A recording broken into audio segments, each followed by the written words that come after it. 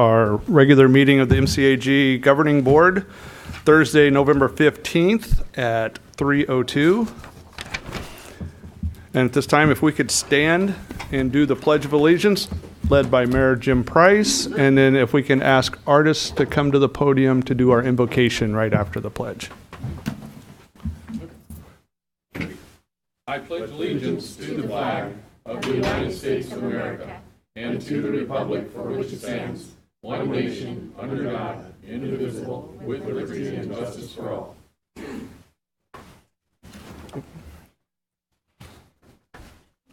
Shall we pray? Will you bow your heads with me? Father God, we come to you right now and we want to thank you for all that you have done for us. Thank you, God, for the gift of life. Thank you for the responsibilities that you have given us in leading your cities and your jurisdictions. We ask right now for your wisdom and your guidance as we prepare to administer this business on today. Continue, God, to give us guidance and make sure that we always keep in mind those in which we have chosen to serve. In Jesus' name we pray. Amen. Thank you. And if we could we just do a 5-second moment of silence as well for our folks in Butte County? Doug Teeter, supervisor of District 3, is a good friend of mine. He lost his house. He lost everything, but his family is safe and they're good. But they're just like to do 5 seconds, please.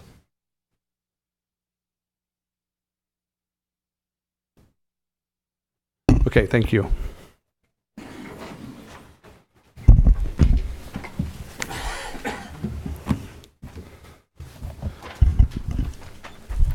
In fact, his whole district was devastated, if you look at the fire map. Okay, let's go to the roll call. Director Espinoza? Director Hogue? Here. Director Lohr? Director McCain? Director McDaniel? Here. Director Murphy? Here. Director O'Bannon?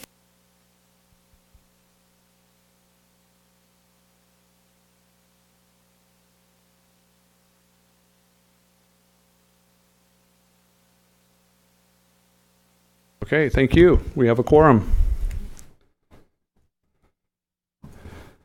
Number 4, approval of the agenda. What is the pleasure of the board? Move to approve. Second. I have a first and a second. Is there further discussions? All those in favor say aye. Aye. Motion passes unanimously. At this time, an opportunity for public comment. Anybody wishing to speak on anything can approach. Please save comments for items on the agenda to talk about them as the agenda comes up.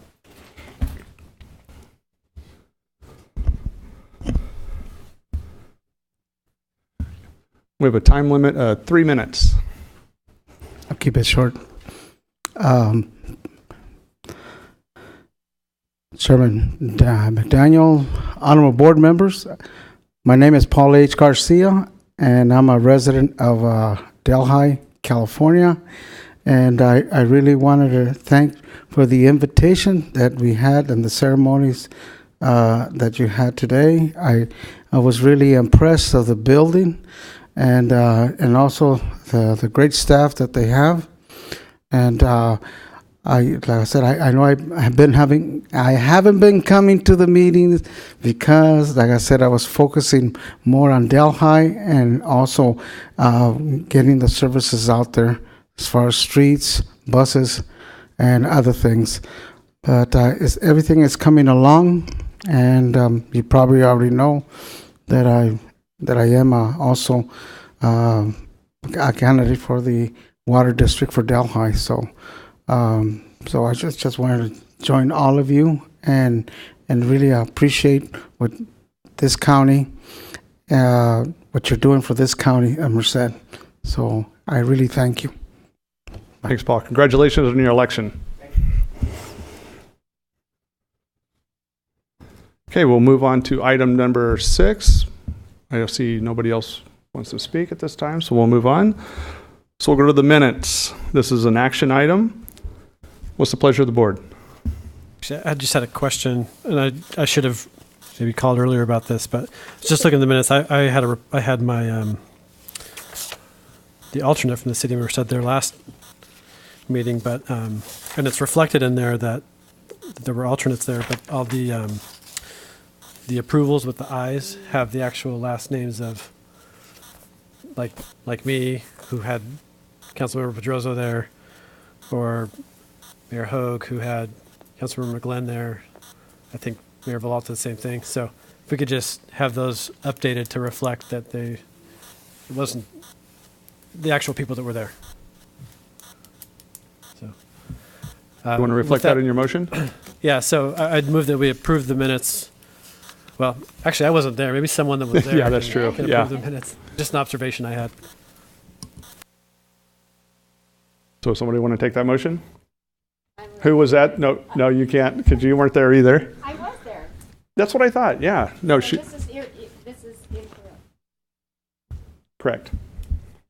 You are correct, it is incorrect. So your motion is with the reflection of Mayor Murphy's addition? And I have a second. Okay, so I have a first and a second. Did you want to be a little more detailed on that? Well, I guess so. If you weren't there, then we need to make that correction too, because the beginning of the, No, she was there. right, but the minutes say that Director Michael McGlynn was there for April Hogue. So that needs to be updated as well. Can staff recommend that we can pull the minutes and we will make the appropriate changes and have And then them on bring your it back? December agenda? Okay, let's do He that. was there also and gave the invocation. Yeah, he gave the invocation, but you were the voting member there. Correct. You were testing all of our memories on that one.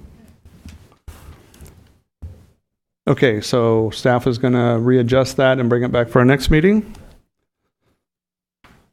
Number 7, Citizens Advisory Committee report. This is information only.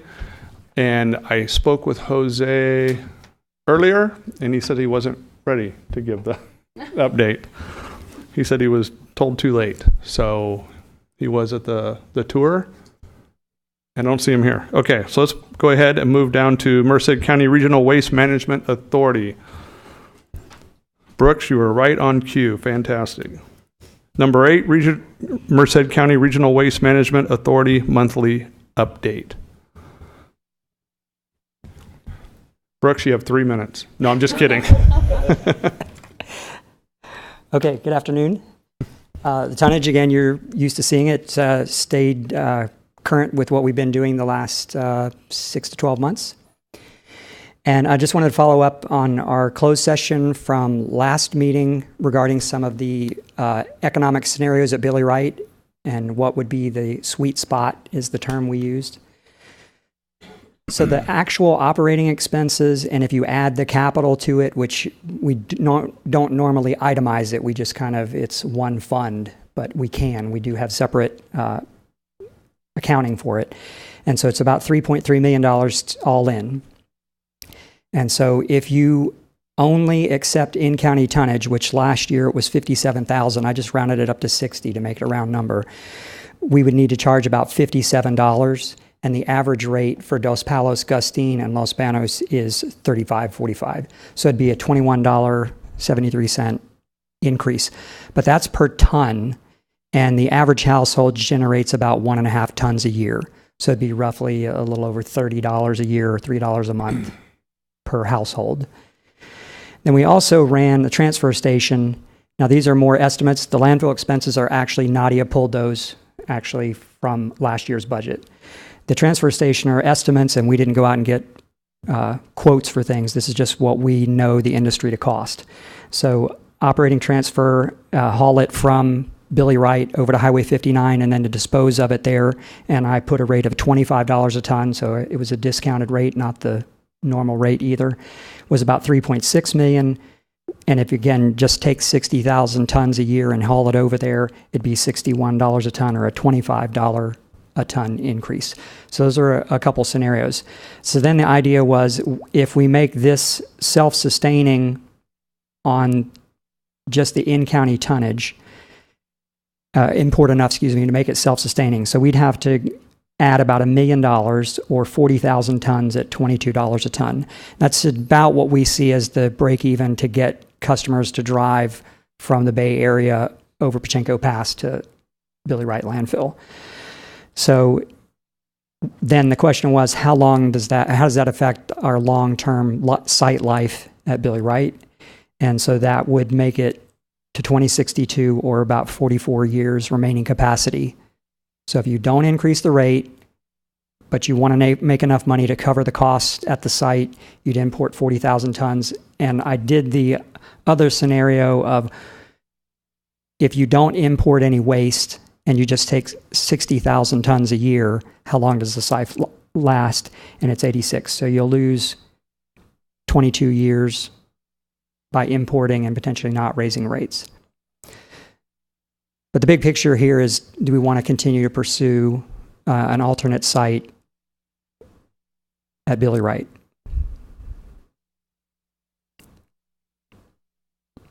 Okay. Yeah, Mr. Villalta? So what's our next step?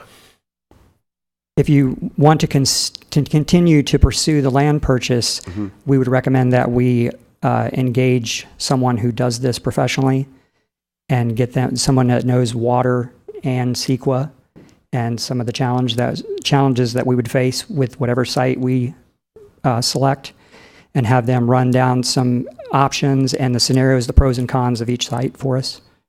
And would that also include a backup report to, what you just presented to us?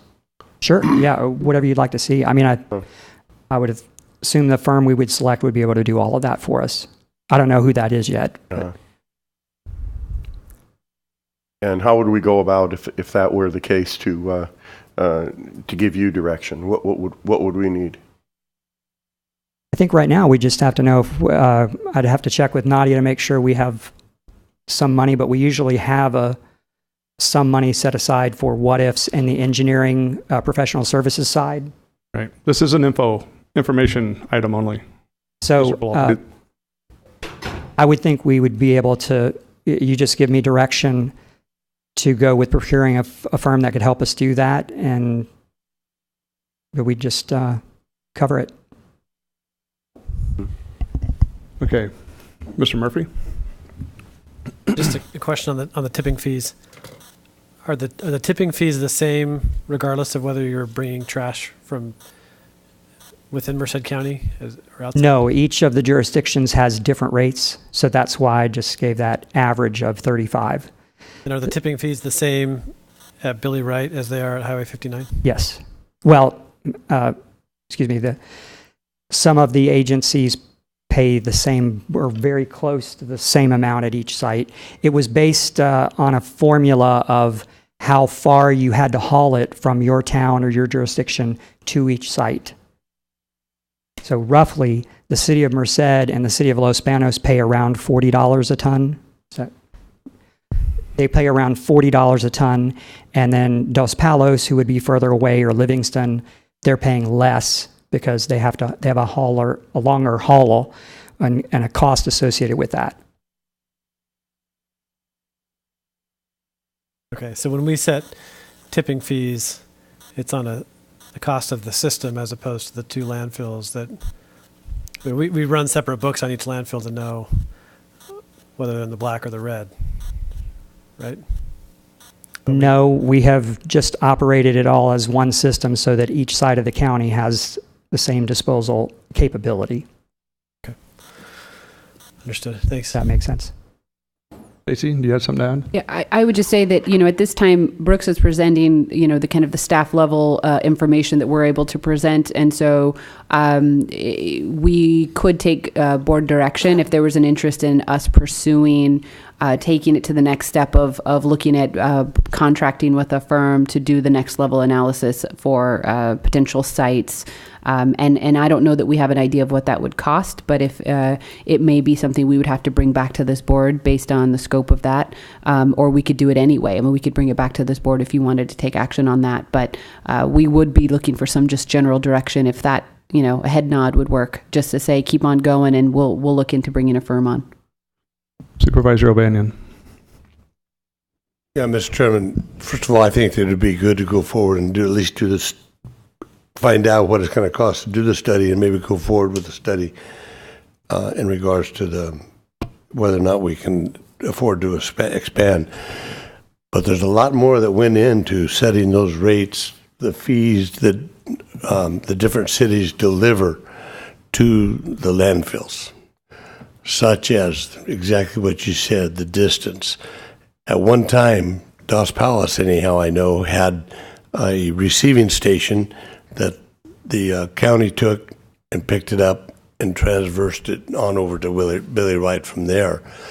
And that stopped when they went with a contract with BFI, or the same company that the city of Los Banos has. Affordability for the units, for the different cities was taken into consideration. The ability, or also the fact that, as an example, the city of Merced used the dump at night. So therefore that there was cost for operations at night. Now, I don't know if they still do that or not. They still pay for that. And so, I mean, there's been different things that went into consideration as far as on the original contract.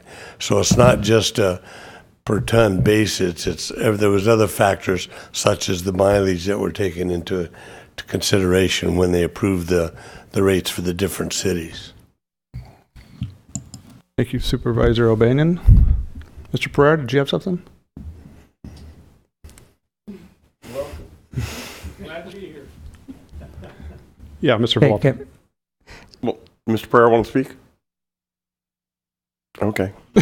So we will put together a scope and try to get some prices. If it exceeds our discretionary procurement amount, then we'll come back to you for approval for that or for the contract, and we'll go from there.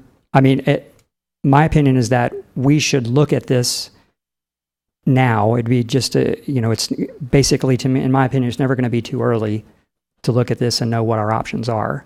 And I think it's a small amount of money to pay to know where we're going to sit years from now. Mr. Villalta.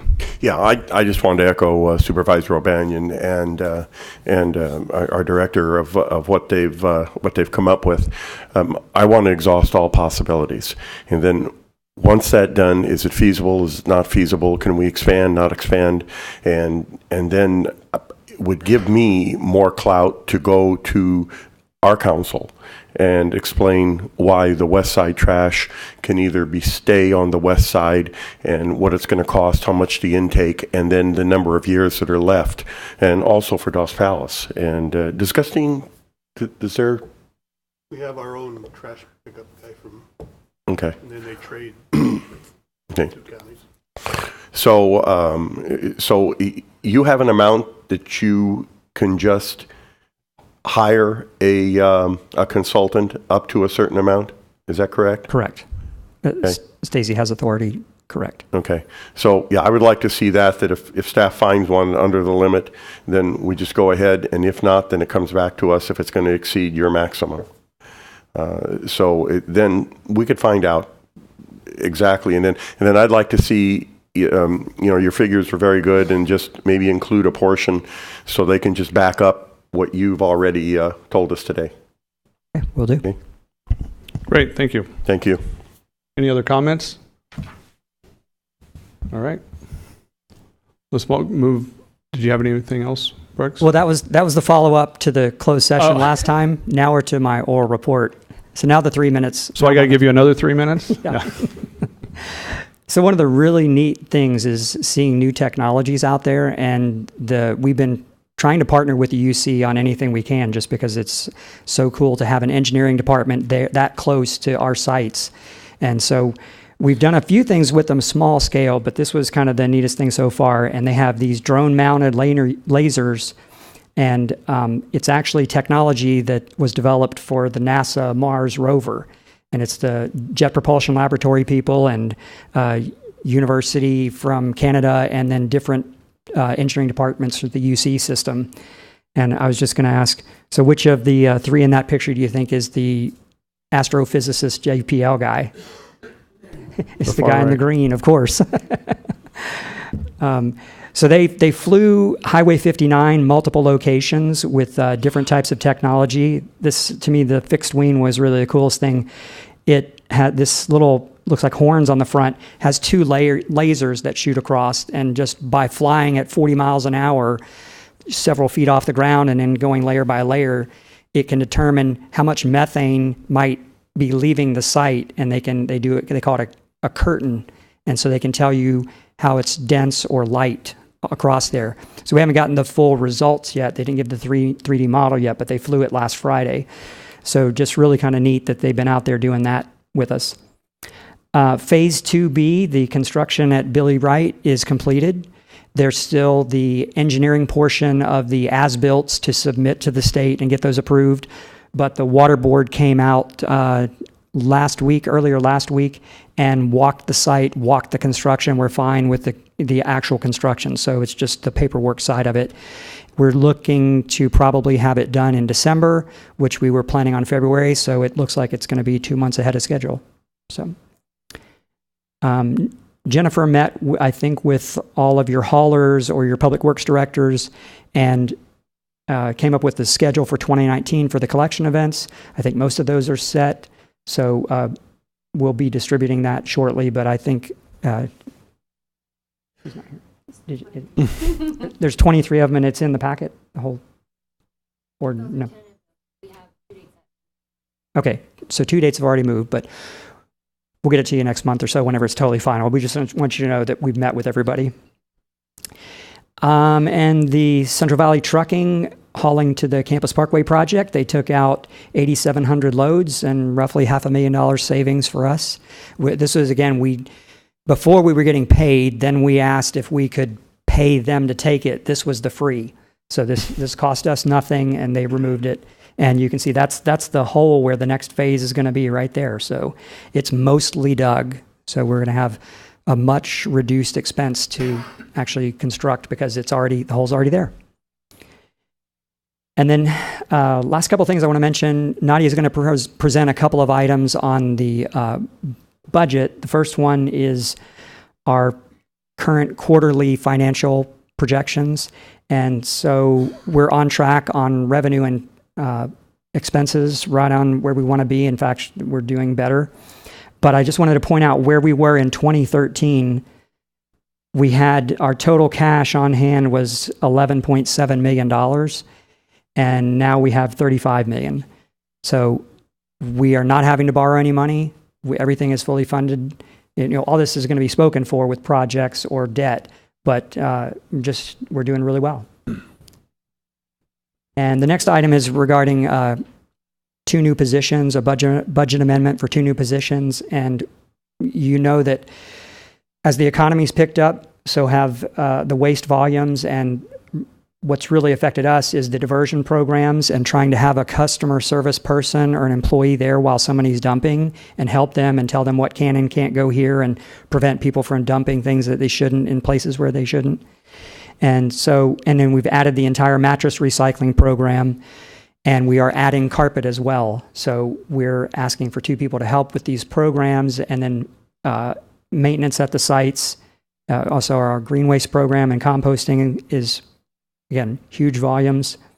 And this is just an idea of the maintenance, that we're relatively in compliance with these issues, but I'd like it to be better. My personal opinion is that we should set an example. So, and then I just want to mention our productivity. Again, I think the employees are doing great.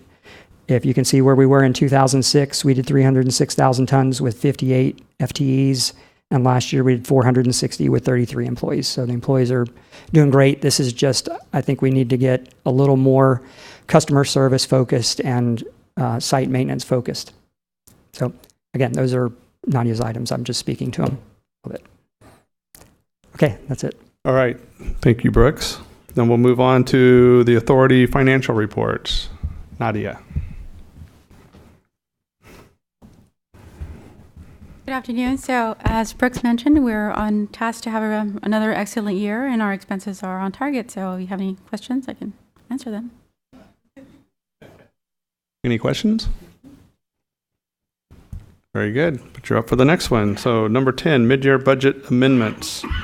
As Brooks highlighted in his presentation, we are in need of a couple of extra maintenance positions and the associated equipment to have those positions. So we're requesting a budget amendment of $120,000 in operating and $80,000 in the fleet budget. Very good. And we can take all three of these items together in one motion. I have a motion by Pereira, second by Murphy.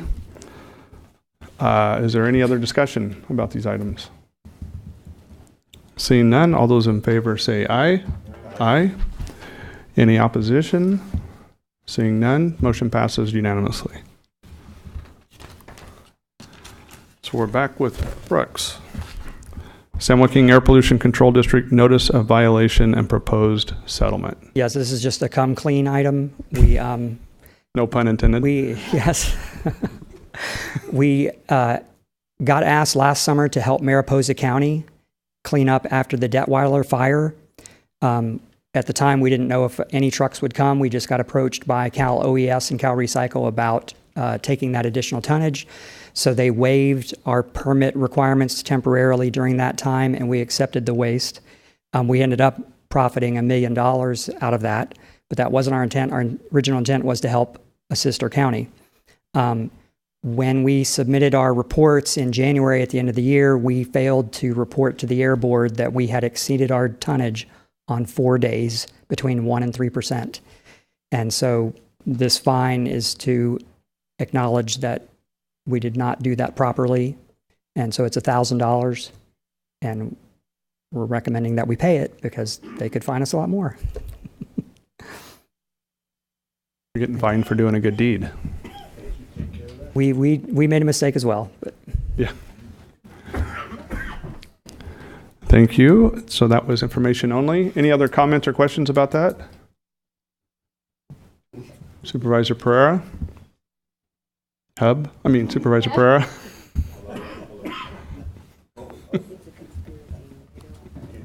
Because we always ask questions. Yeah,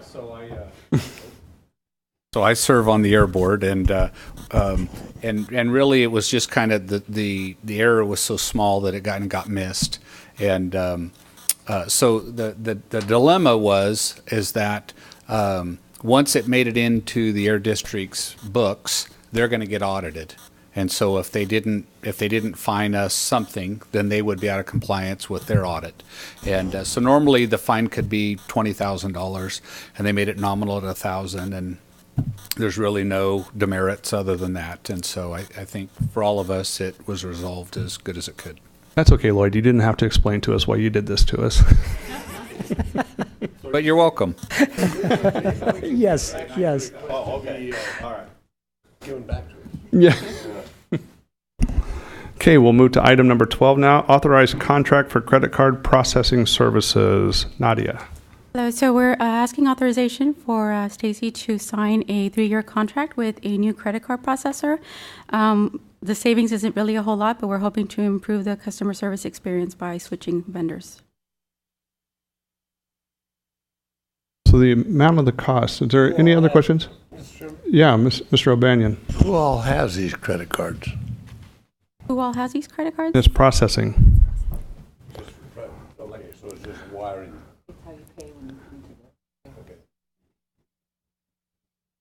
We're not collecting the fee from the customers No. if they use a credit card? No, we can certainly go that way if that's what you would like us to do, but we've had a profitable couple years, so we're at the pleasure of the board. If you would like us to collect that fee, we can. Yeah. Mr. Price. Yeah, in my business, I have a credit card processing station, and when you start adding up credit card fees, depending upon the credit card, it can get pretty thick. Yes, the elite ones. That's money that we pay rather than pass along or pass through costs. So I would recommend highly that we take a look at that because again, depending like American Express is one of the highest ones, and so I would recommend to the board that that processing fee not be incurred because we're losing money. Thanks. We do have that option with this vendor as well, so we can come back next month and give you that option. Mr. Pereira? Yeah, something maybe for us to consider is that when somebody pays with a credit card, even though it's going to cost us a 1.5% or 1.75% or so, that's a lot less cash and checks that go through our system. So ultimately, there may not be a savings. It might be easier and better for us to take the credit card, and it'd be cheaper to do that than it would be to take the cash or the checks. What's your thought on that? Or you know the numbers better than I do. I did want to share with the board that we do have that option of charging the customer, but like, for example, this company here is, Forte is the only one who allows us to pass that charge to the customer. And the minimum charge, I want to say, was just under $2. So that's Per transaction? Yes. So if someone comes in with a brush load and it's $10, they're, you can imagine that they're not going to be pleased shelling out $2 more for the credit card fee. But again, that's a choice that they're making too. I see both sides. So like I said, I'm at your pleasure. Whatever you all would like me to do, you can do it. Stacy? And Nadia, the Forte does have lower transaction fees, so there will be some savings, right? We were 3% with the current vendor, and this is a slightly lower. Yeah, so I expect at least 4,000, but again, that's assuming the volume stays similar. If all of a sudden everybody starts paying with credit cards, and Elite and American Express, it goes through the roof. So it's a guesstimate.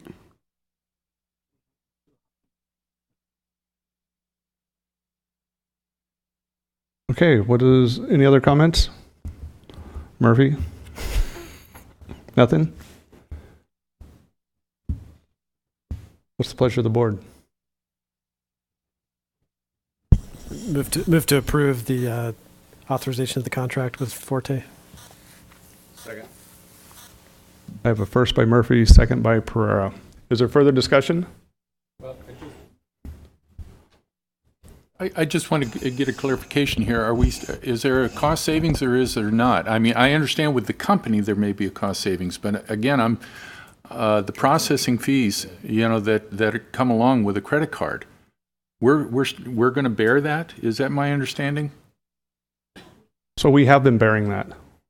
Correct, and that's my whole point. Is we're picking up that cost rather than having a pass through on that. So I'm not sure that makes a whole lot of sense. That how much money is that that is not being captured. So right now we only have two options for people who process credit cards with our Scalehouse software. So right now we're paying, what did I put on here? Almost $26,000 a year. So I expect if all things stay the same, we continue to eat the fee, it's going to save us about $4,000. But again, that's assuming that the volume stays the same. So the service. For them processing the credit cards for us. So if... Well, I'm going to the card itself, and like I say, American Express is typically very expensive, or one of the most expensive ones. Thankfully, very few landfill customers come out with American Express. I would say maybe once or twice a month. That's a lot of American Express. But yes, sometimes we do get Elite ones, and it varies. Most of those charges are passed through, and the credit cards don't eat that. It doesn't matter what processor you have. Right. Well, that's what I'm saying. Somebody is paying the fee, and generally, as myself as a merchant that processes that stuff, I don't want to pick that up if I can. So I make that a pass-through cost. So we're not doing that. Is that my understanding? We are not currently doing that. We have been bearing the cost of that, and it's about under $30,000 a year currently. Okay. Mr. Murphy? Yeah, so someone does pay. Ultimately, the customer pays. It's baked into the rates. I mean, I take credit card in my business too, and we eat the fees. But I mean, ultimately, the client pays for it, even though I don't pass it through. Yeah. Right. So you bake it into your rate. Right? But the same thing holds true here, right? I mean, we have rates that we charge as well to cover our costs, and some of those costs could be the credit card transaction fee. So I see it as a way to, get payment, to have fewer checks that might bounce back, and, convenience for our residents to not have we're thankful that they are going to the landfill, number one, and not leaving it on the side of the road. And so I'm interested in trying to streamline that process and not put up barriers that would, end up with more, trash on public rights of way. Yeah, Mr. Valenta, that's something the cities don't see all the time. I picked up the trash myself on the sides of the roads. So, Mr. Valenta. So, I'm sorry.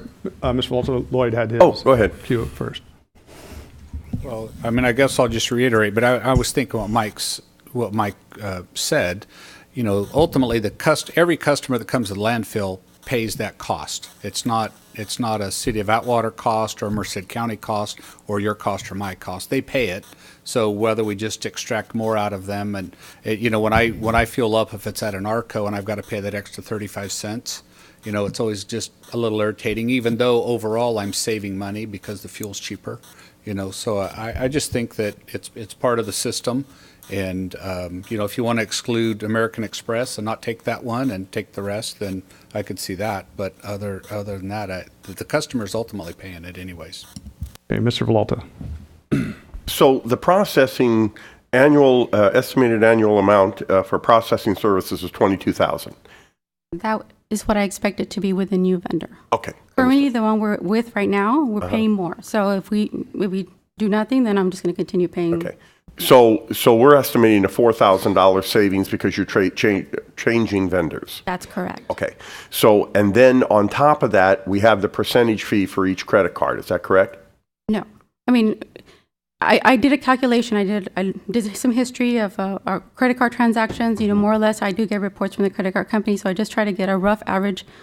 It's really hard to guesstimate because I don't know what card the customer is going to use. I don't, you know. No. I understand that. But like in our business, I pay a monthly processing fee to be with one vendor and then so much of a percentage for each credit card transaction. That's not any different with you, right? Well, it's baked into the formula. What my calculated savings, the $4,000 includes that. Whatever processing, 'cause somebody has monthly statements, somebody has, you know, biweekly reporting fees. So I've taken that into consideration, everything, you know. So right now with interest on transactions, it's $26,000. Is that what you're saying? No interest. We're not being charged No interest, interest. but that's what we're paying the credit card company. That's what they deduct from our payments. Total with everything? Annually, yes. Okay. And so I expect it to go down to 22 if we switch vendors. Okay. I understand now. Yes. And I just wanted to make a note, you know, what Director Price said is that a lot of the jurisdictions, if you go on their websites and try to pay, you know, your water bill or your taxes, they do charge a fee. So it's not uncommon, it's not unheard of. But again, we will do what you would like us to do. Yeah, I understand, because with the three of us, what we're talking about is we pay a monthly fee to have that service. Right. And then for every transaction, it's so much of a percentage. Yes. Okay, so, and what you're saying is that the monthly fee and all the transaction interest that is charged is $26,000 a year currently based on your estimate. That's correct. And so with these guys, so we're going to get a lower rate. Yes. Okay, all right. Now, all right, I'm good. And then could you come back to us in like 6 months and give us an update on what that is for a half year? Of course. Okay, thank you. Okay, so I have a first and a second. Are there any other comments or discussions? All those in favor say aye. Aye. Opposition? No. 2? Okay. So that is 2 in opposition.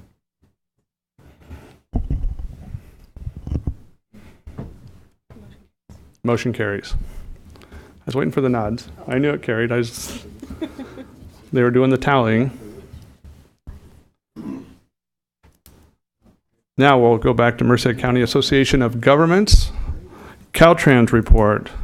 Mr. Tom Dumas. Oh, it's Hilda.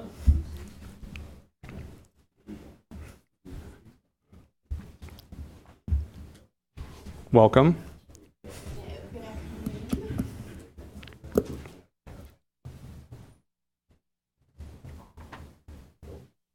Good afternoon, board members. Thank you for having us today at your ribbon cutting at the bus. It was a great event. We were sorry we were a little late, but glad to see the new facility, so congratulations on that. Thank you for supplying the stage and sound system. You're welcome. I'm glad we could be there. Just a few quick items, really a lot of A lot of things have remained the same from our last time here, but exciting news in Los Banos. Our solar hawk is installed and operational as of November 10th. So that is great news, and looking forward to continuing to monitor how the transition goes on the use. And we reported last time our grants applications are due at the end of the month, so welcome anybody who is interested in applying for some of these grants to definitely reach out if you need any assistance. The repairs on the Applegate Road are going to continue. We're anticipating being done by November 10th, but there is some additional work that needs to be done, and I'm hoping to have that done by November 18th. So that's it for. I do have a question on that Applegate overpass. I noticed there's some fencing up. Is that for pedestrian walkthrough or that on the overcrossing? On the overcrossing. The overcrossing is closed Completely, not even the Completely- pedestrian. Okay, because it looked like a closed. pedestrian walkway, and when I was over there the other day. It should be completely closed. Okay. Just because they didn't want to. It's safe for motorists to ride underneath. They just didn't want it to add any weight on top. weight on top. So for now, it's going to remain completely closed. Very good. Are there any other questions? Yes, Mr. Price. Did you receive, we had a staff meeting, and this is way out there, but in the 2020 projects for Highway 99, the exits and on-ramps, did you get our comments on that? I haven't personally seen them. Do you? Who did you send them out to? I couldn't tell you with okay. staff. Tom, you didn't see anything? Okay. All right.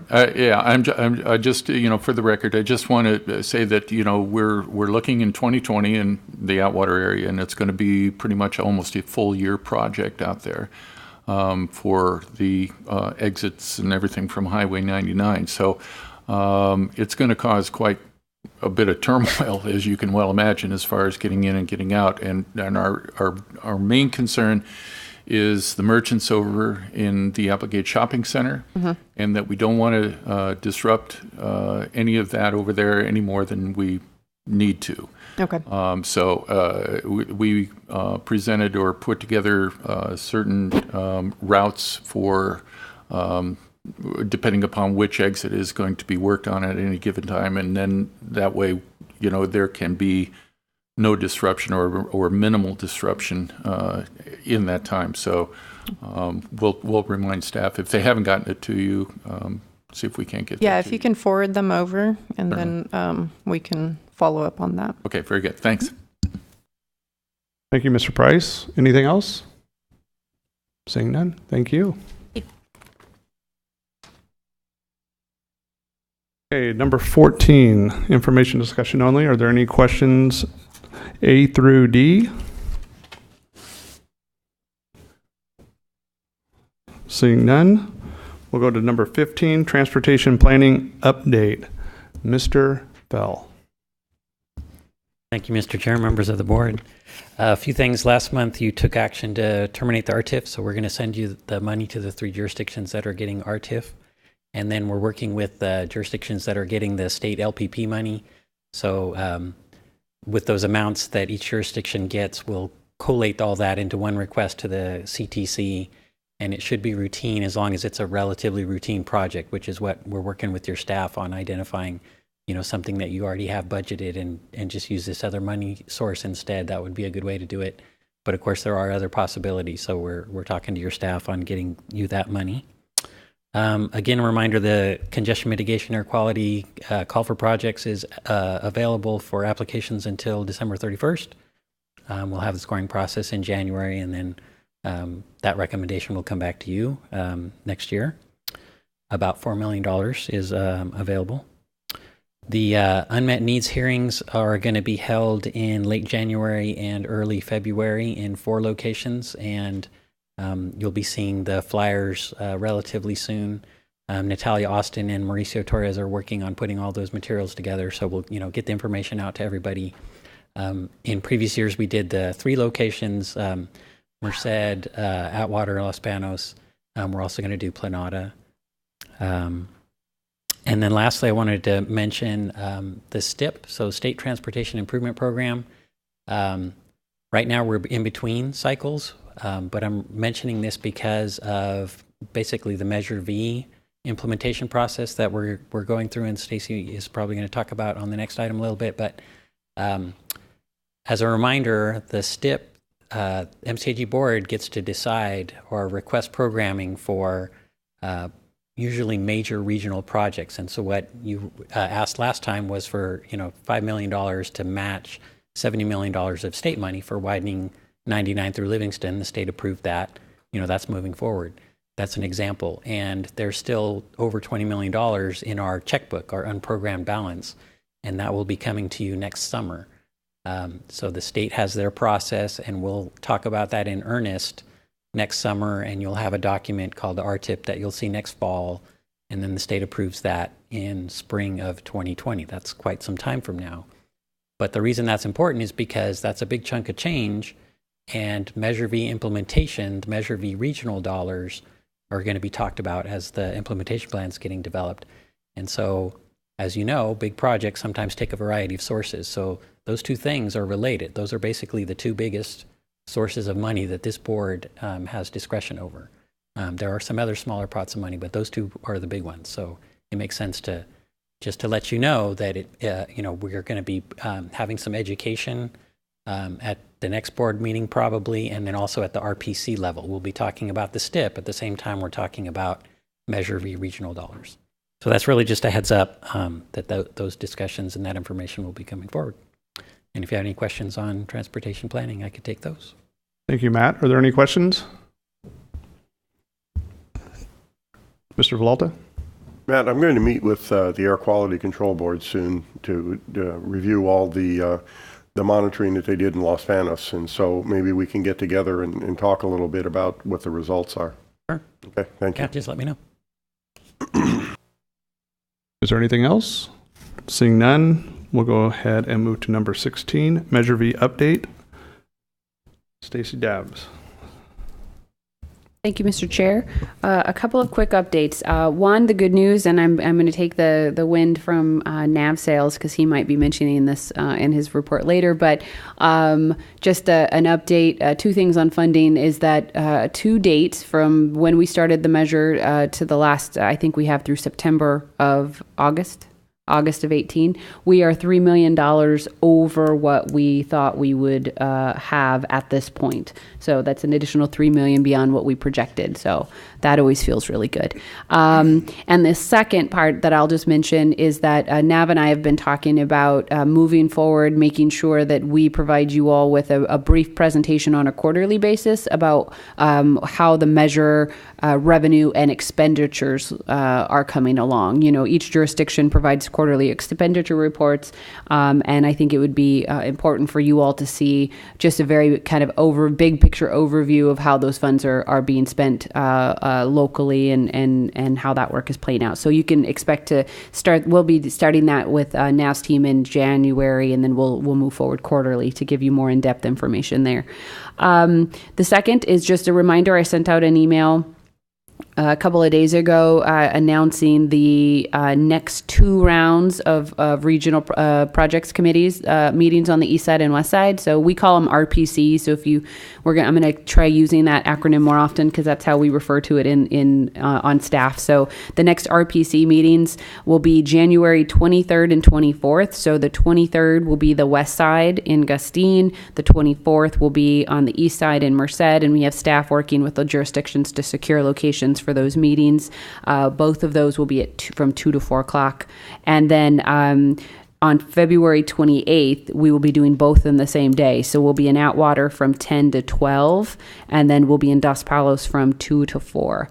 KNN, our public finance team, have all 4 dates in their calendar. So as we really start to hone in on how these conversations are going to shape up on these dates, we may choose to bring them in for both sessions, both meaning the January and the February meetings, or maybe just strategically one or the other, but that's more to come.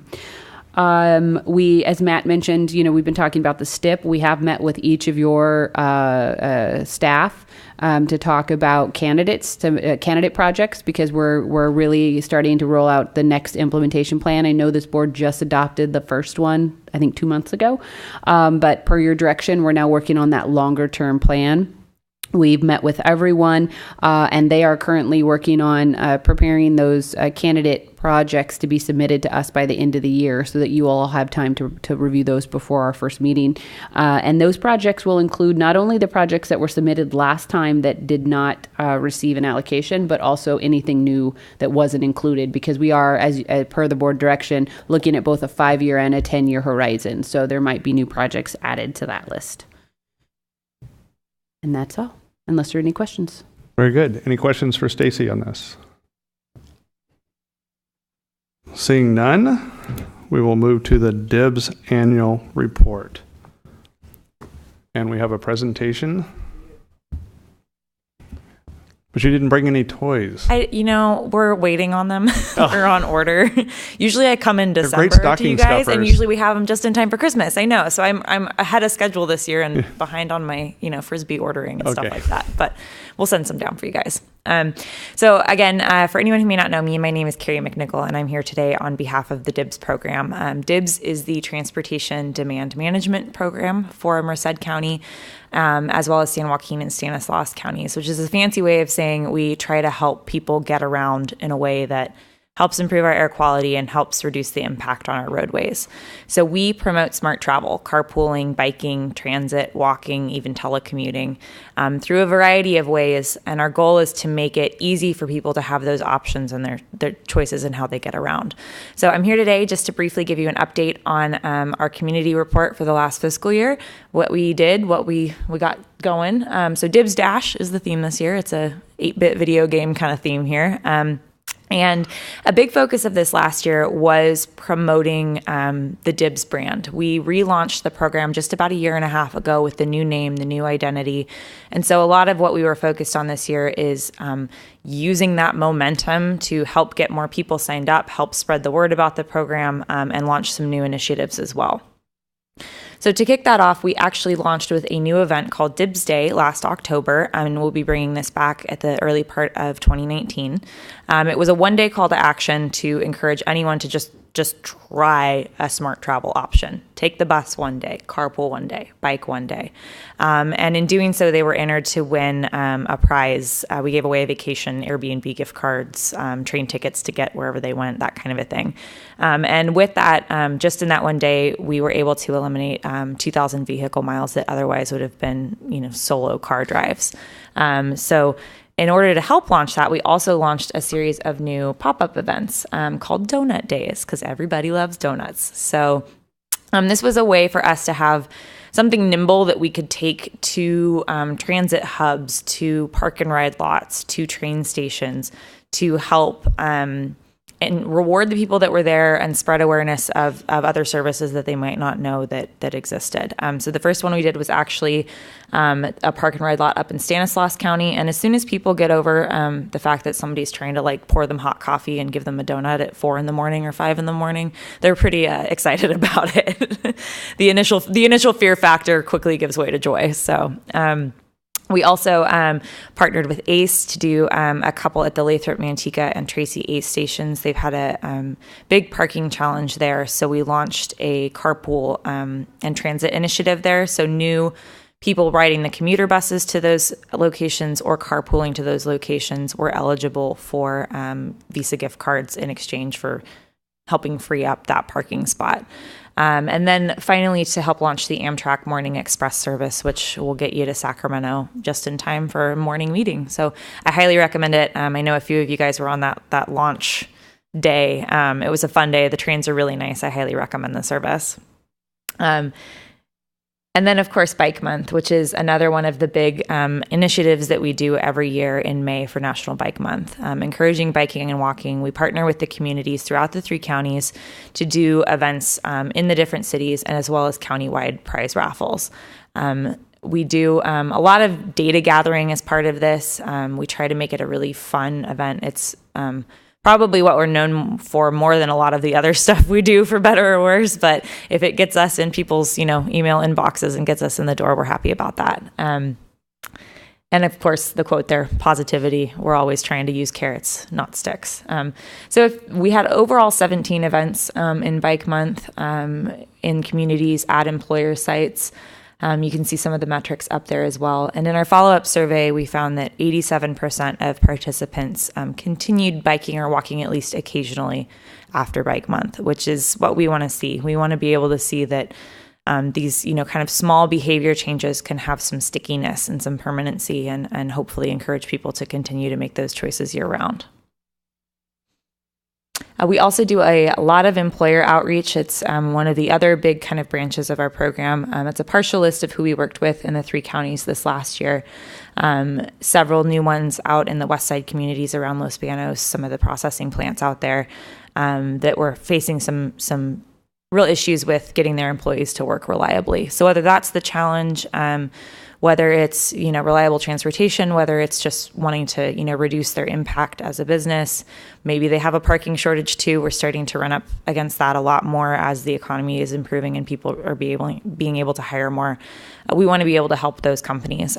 So we'll come out with a toolkit. It's like a little gift box, and it's basically a commute program in a box for them. So everything they need to get started. Posters, brochures, giveaway items, the stuff I was supposed to bring you today, apparently. And then everything electronically as well. So we'll meet them where they're at and figure out whatever it is that they need. And since I'm one person, and that's mostly my job, we're also looking at tools to help clone me, mainly through webinars, videos, things of that nature, so that people who are companies that maybe can't have us on site, that maybe don't have the time to take a one-on-one meeting. We hosted our first webinar last year. We're expanding that, and we've been developing video tools as well, so that we kind of have that resource library for people to access year-round. UC Merced was our first awardee of the ECO Award, which is Excellence in Commuter Options. James from UC Merced there with Transportation and Parking Services is holding one of those employer toolkits that I mentioned. So the ECO Award is something that we have launched in all 3 of the counties now. And it was something we created to recognize those employers and those companies that are going above and beyond in what they do to try and have a positive impact. So UC Merced was our first winner for Merced County. We hope to use the award to both recognize those companies that are doing good and help others get to that level too, so that we can recognize them. So they got a nice ad in the paper, they got a gift basket, they got wine, they got all kinds of fun stuff, and a pretty award. So van pooling is another big component of our program, and one that I want to talk a little bit about because we were able to launch a new initiative here in Merced County this year. All told, we have 142 van pools currently in the program, 9 of those in Merced with an origin in Merced County. So these numbers are all based on the origin county. So looking at that, we really wanted to make an effort to grow van pooling. So in partnership with MCAG staff, we launched a new van pool campaign and subsidy this past April. So vans originating in Merced County are now eligible for a $400 per month subsidy on a trial basis while we kind of pilot this and see if that will help spur van development. Vans are tough. They require that you have 7+ people on a similar shift with a similar origin, a similar destination, going 20 miles plus. So we try to kind of pick and find those people through community and neighborhood outreach, through employer outreach. But with the kind of supplemental funding that we were able to put to this from MCAG, we did a really comprehensive advertising campaign as well. So that's the billboard that you see there as well. And we targeted this towards people who we thought were most likely to be commuters. We've got some really great resources out of that. We have commercials, we have digital ads, we have videos. Our online ads, I think, reached 192,000 impressions over the couple of months that we did them. And it wasn't a highly aggressive ad budget, but so we were really pleased with how that went. So that subsidy is continuing, and we're continuing to monitor how it goes. Again, it just launched end of April, beginning of May this last year. So we're 6 months or so in, and we're pleased with how it's gone so far. Next steps on that will be to go into the communities and look at doing some actual events, whether that's with employers, whether that's maybe piggybacking on something that's going on in your jurisdiction. If it's, doing those donut days, hosting coffee on the weekends for people. And that's in partnership. We're doing this in partnership with CalVans as well as Enterprise. So the van pool vendor companies are on board with this as well. And then in addition, of course, we provide all the supportive services to those vans once they are on the road, helping them fill empty seats. The drivers are required to have a medical exam. We will pay for that, so they're not out of pocket or anything like that. So we try to do all of the things that we can to make sure those vans stay on the road. All told, we have 9,200 participants in the program total right now as of the end of that fiscal year. Of that, 422 people are actually enrolled in our supplemental emergency ride home program. So that's, again, benefits those van poolers, regular transit riders, carpoolers. Up to 4 times a year when they have an emergency, we will pay for their ride home in a taxi cab, rental car, Lyft, Uber, whatever it is, just to make sure that doesn't have to be a barrier to them, that they don't have to worry about if a kid gets sick, if they have overtime, if their ride leaves, all the oh no, what ifs. We can kind of help ease their mind with that. Our system through our trip planner online and our trip tracking app, which kind of just automatically logs this for people, we're able to get some really fun data as well as kind of those generic how many participant numbers. So all told, over the last fiscal year, we had 8,000 smart travel trips logged. So that's basically everything but driving alone. And we reduced through those 56 tons of CO2. We're also able to gather information on calories burned and money saved. So 690,000 calories, $70,000. I did the math on the calories, and that's about 195 pounds that we've lost as a group. So we lost like a whole human. So good job, team. And then our initiative this year is, since we relaunched the DIBS branding, we've had this Go DIBS 2020 initiative, and that's our quest to hit 1 million smart travel miles logged by the year 2020. So we are at 569,573 miles as of the end of July.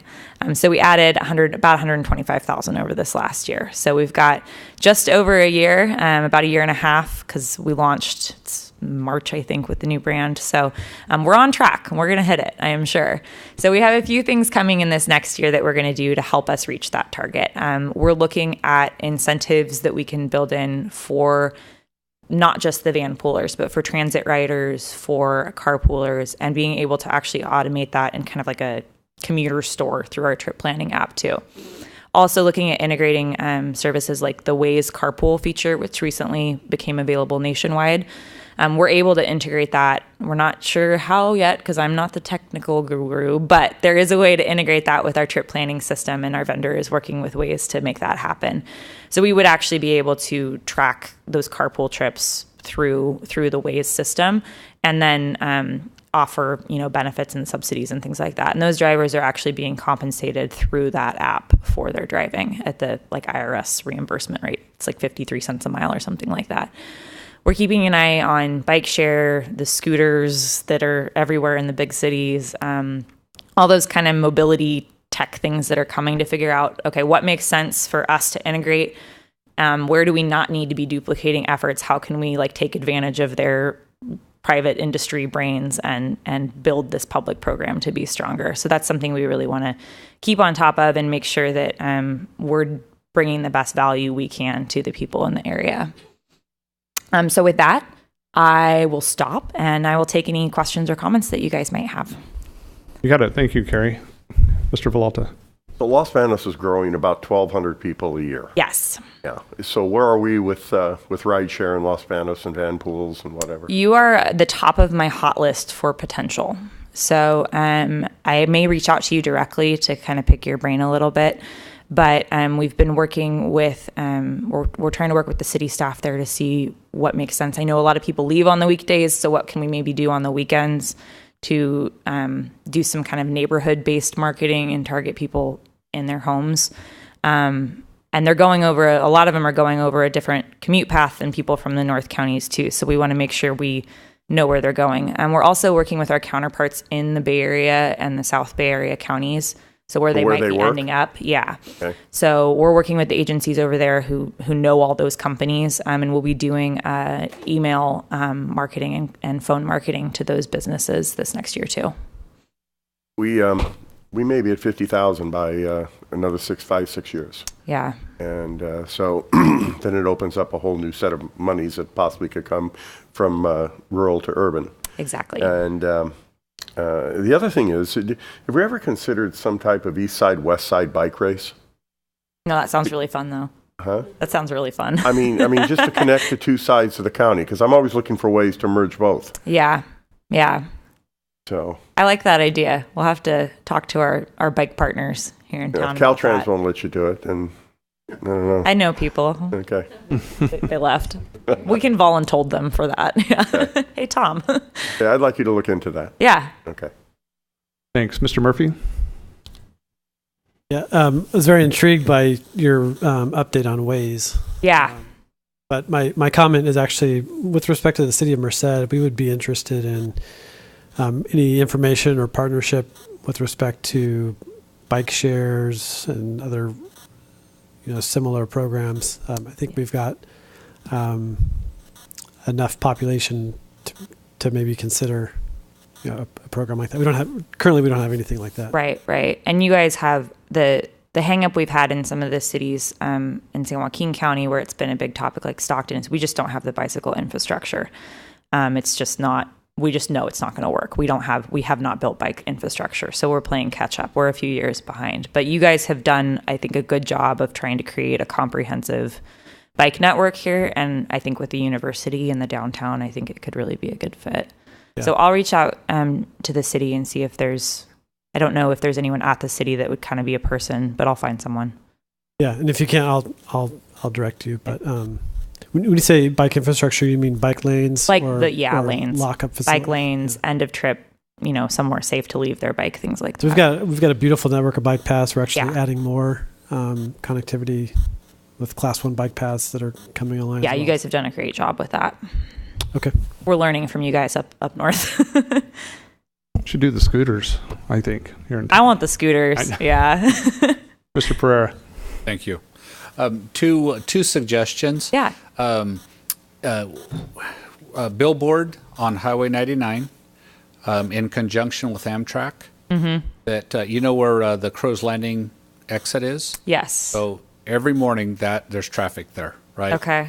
Every morning. So a billboard that said if you were on Amtrak, you would be doing 65 miles an hour right now, I thought would be a winner. You're hired. We found out billboards are a hot commodity in Merced County, you guys. We found that out with the van pool initiative. We had to get in line to get billboards. Really? Yeah. That's Dan County. They probably have an abundance. Yeah. The other thought is, I see the vans parked in the Costco parking lot, and I always wonder, well, where are they going, and how, so just a thought, maybe on the back of it, put the city that it's leaving and the time, and the destination city and the time, so that if somebody sees it going down the highway and then are interested with the phone number, they, because I think that's one thing that most people, if they thought about commuting, well, how do I connect? Yeah, so I just got the art file emailed to me yesterday. We just developed magnets to go on the vans.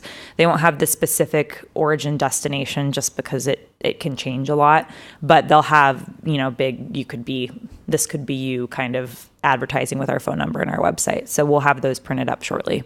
And hopefully you'll see them on the vans. Hopefully they use them. Thank you, Carrie. Thank you. I the Waze. I use Waze all the time. Yeah.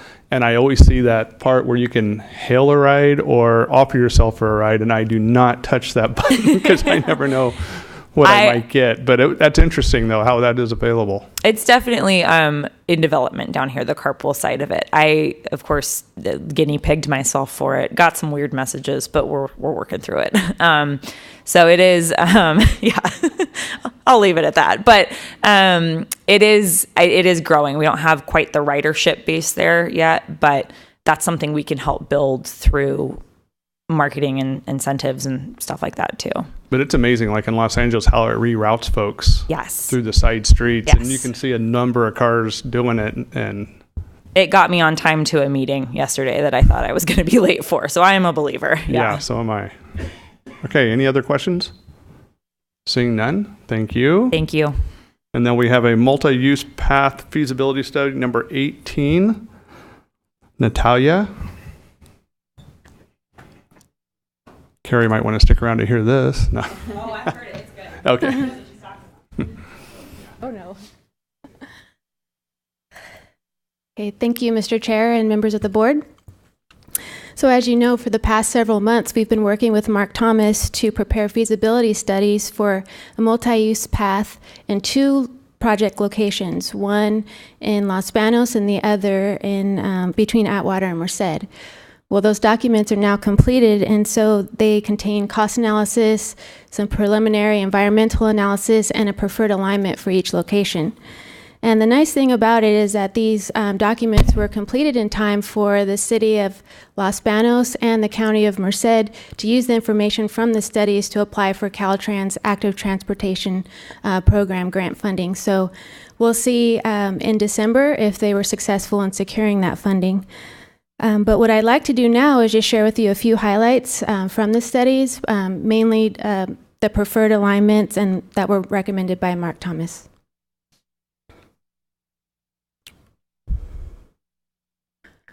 So what's the issue? Well, in Los Banos, there isn't a safe way for students or anyone for that matter to get from the city to the college by walking or bicycling. So currently there are several students that are, walking along Highway 152, and as you know, that's a pretty dangerous situation because Highway 152 is a highway and there's high speeds. It's a high volume highway. And also when it starts getting bad weather, those that are going along the side of the highway to get to the college are going in muddy areas. So it becomes a really precarious situation. Oh, some of the students were polled and they were asked whether they would like to walk or bike to the campus. And they said they would if there was a safer way to do so. And so the consultant was able to come up with a couple of solutions. And mainly there were 2 options. Basically to approach the college from the north side of Highway 152 or to approach it from the south side of Highway 152. Of course, approaching from the south side means that there are some other challenges involved because you have to cross Highway 152. So an at-grade crossing was considered, and also a pedestrian overcrossing was also considered, but a northern alignment that's shown in the yellow was the one that was preferred. So that alignment will be a 10-foot wide Class 1 bikeway, and as you can see, it'll approach the college from the left side. And if you notice that it kind of, oops, I did that yesterday too. If you notice that it kind of meanders through a grassy field, well, that's an established travel pattern that the students are already taking to get to the college. It'll also include some staging areas to keep them safe while they're waiting to cross the parking lot into the college. And so that bike path, or multi-use path, I should say, will travel east towards Badger Flat Road.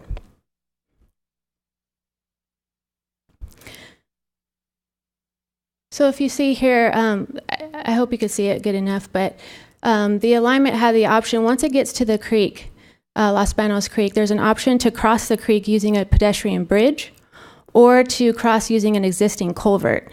Well, the consultant recommended that we use the pedestrian bridge because that will be safer for the students. And so the path will continue towards Badger Flat Road, and also there's going to be a connection to a future regional trail along Los Banos Creek.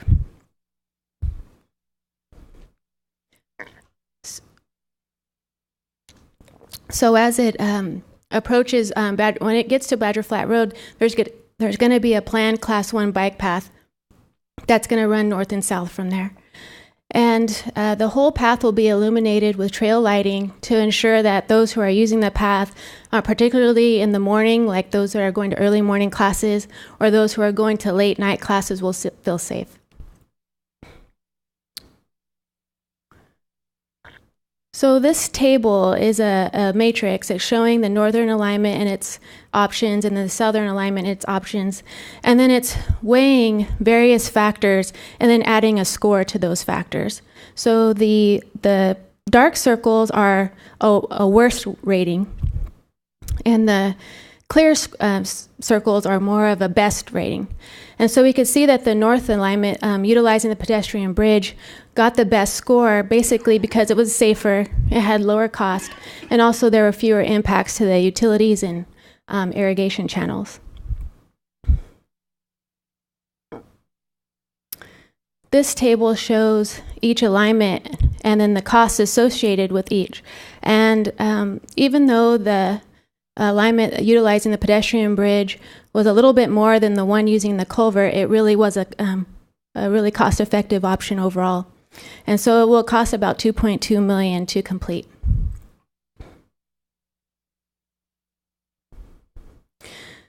So between Atwater and Merced, there's a similar situation in which there is no real way for people to commute by walking or bicycling between Atwater and Merced. Now, there are some brave souls that you might see along Santa Fe Drive, but really that's also a precarious and dangerous situation because the speeds on Santa Fe Drive get to be pretty high as well.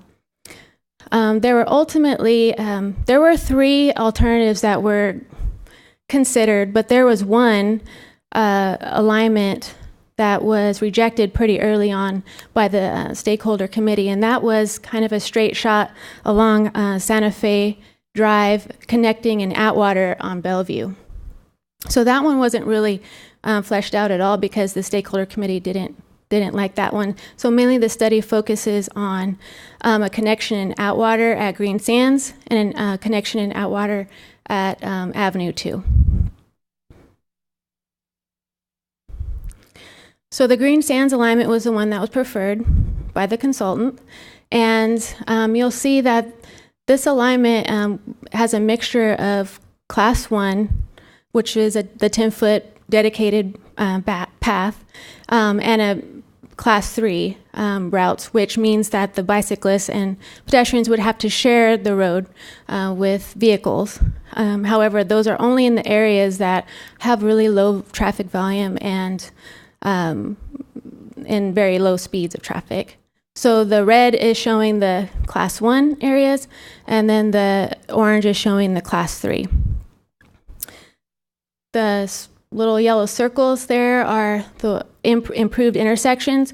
Basically, those intersections are going to be really improved to include rectangular rapid flashing beacons, added signage, more striping, anything to help those ones that are using the paths to feel safe when crossing.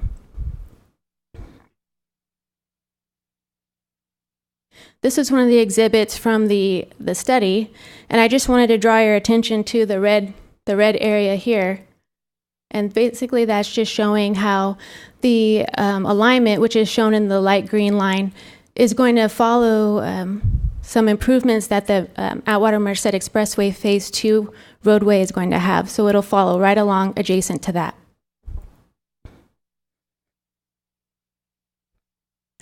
Again, we have that matrix that's weighing those various factors and then giving the score to each one. And we see that the Green Sands Avenue alignment got the better score. Basically, Avenue 2 alignment had a lot more canal crossings and a lot more right-of-way acquisition, and so it made it it had a much higher cost. So here's the table showing all the costs associated with each alignment.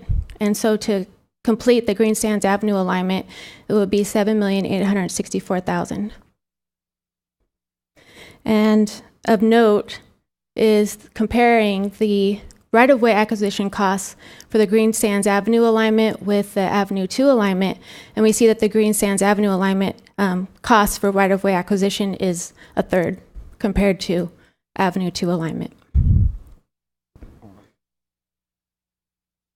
So we do have the documents on our website for you to look at. We also have beautiful hard copies in case there are those of you who really like to hold documents in your hands and peruse them. We have them at our office, or we can send you a copy if you'd like to take a look. If you have any questions, though, I'd like to try to answer them if I can. Well, thank you. Mr. Villalta. Yes. Any pitfalls in crossing the creek? Or will that be a problem, or will it be a kind of a suspension where you won't even touch the creek and the? Oh, as far as the pedestrian bridge? Yeah. I don't know exactly off the top of my head, but it does go into great detail about how the bridge would be utilized and what are the how it will be constructed. But I don't really know, except that they will be using the bridge, and that was safer than trying to cross using the culvert. So they don't see a problem with No. constructing a bridge. That's No, what in I'm fact, getting they at. felt that was a better and safer option, and even though it was going to cost a little bit more, that was better. Yeah. Could you send me a copy of that, please? Oh, definitely. Okay. Thank you. Mr. Murphy. Thank you for the update. I'm really excited about the project connecting Merced to Atwater, and thank you for the follow-up. This is an item that I had requested. I remember. Yeah. And really came out of a conversation that I had when I was traveling back from the One Voice trip with Councilman Creighton from Atwater about how to maybe better connect our cities. So I think it's a fantastic project. I guess a couple questions. You mentioned the stakeholder group. Mm-hmm. How was that convened, and who was represented in those meetings? It was quite a few staff from the city of Los Banos, staff from the county of Merced. There was also quite a bit of representatives from Merced College, also MCAG staff. What about the Atwater Merced one? Was that a different stakeholder group? It was county, also staff from the city of Atwater too, and the city of Merced were also there. Okay. I'm just curious Michael why. Wren, What's that? like Michael Wren was present. Michael's great. Okay. What was the reason for rejecting the Santa Fe route? If was it presented as a protected bike one or class 1 bike lane, or as a class 3? It was going to be on the east side of Santa Fe Drive, and it was going to punch through a lot of farmland. In fact, let's see, it seemed to be cost prohibitive, and I don't know that it was going to be a dedicated class 1. I think it was going to be a class 2.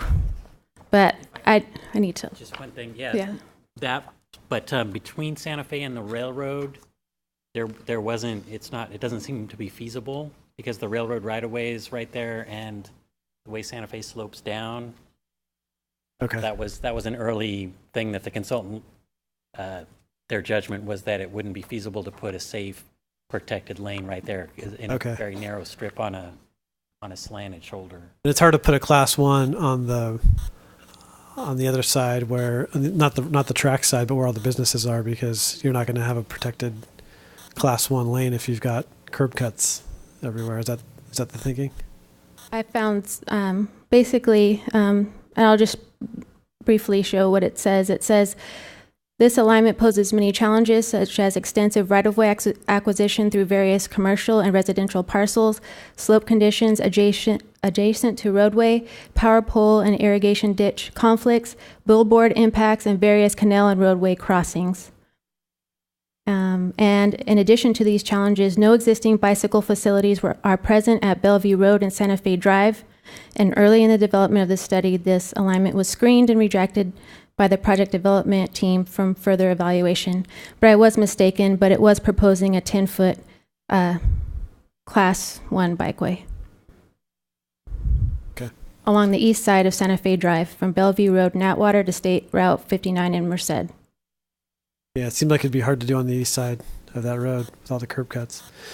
Okay, well this will be a good addition. We're going to go into construction here very shortly on some additional class 1 bike path in Merced at 59 and the railroad tracks, mainly heading north up by Black Rascal Creek, but it's like going to be another connection point.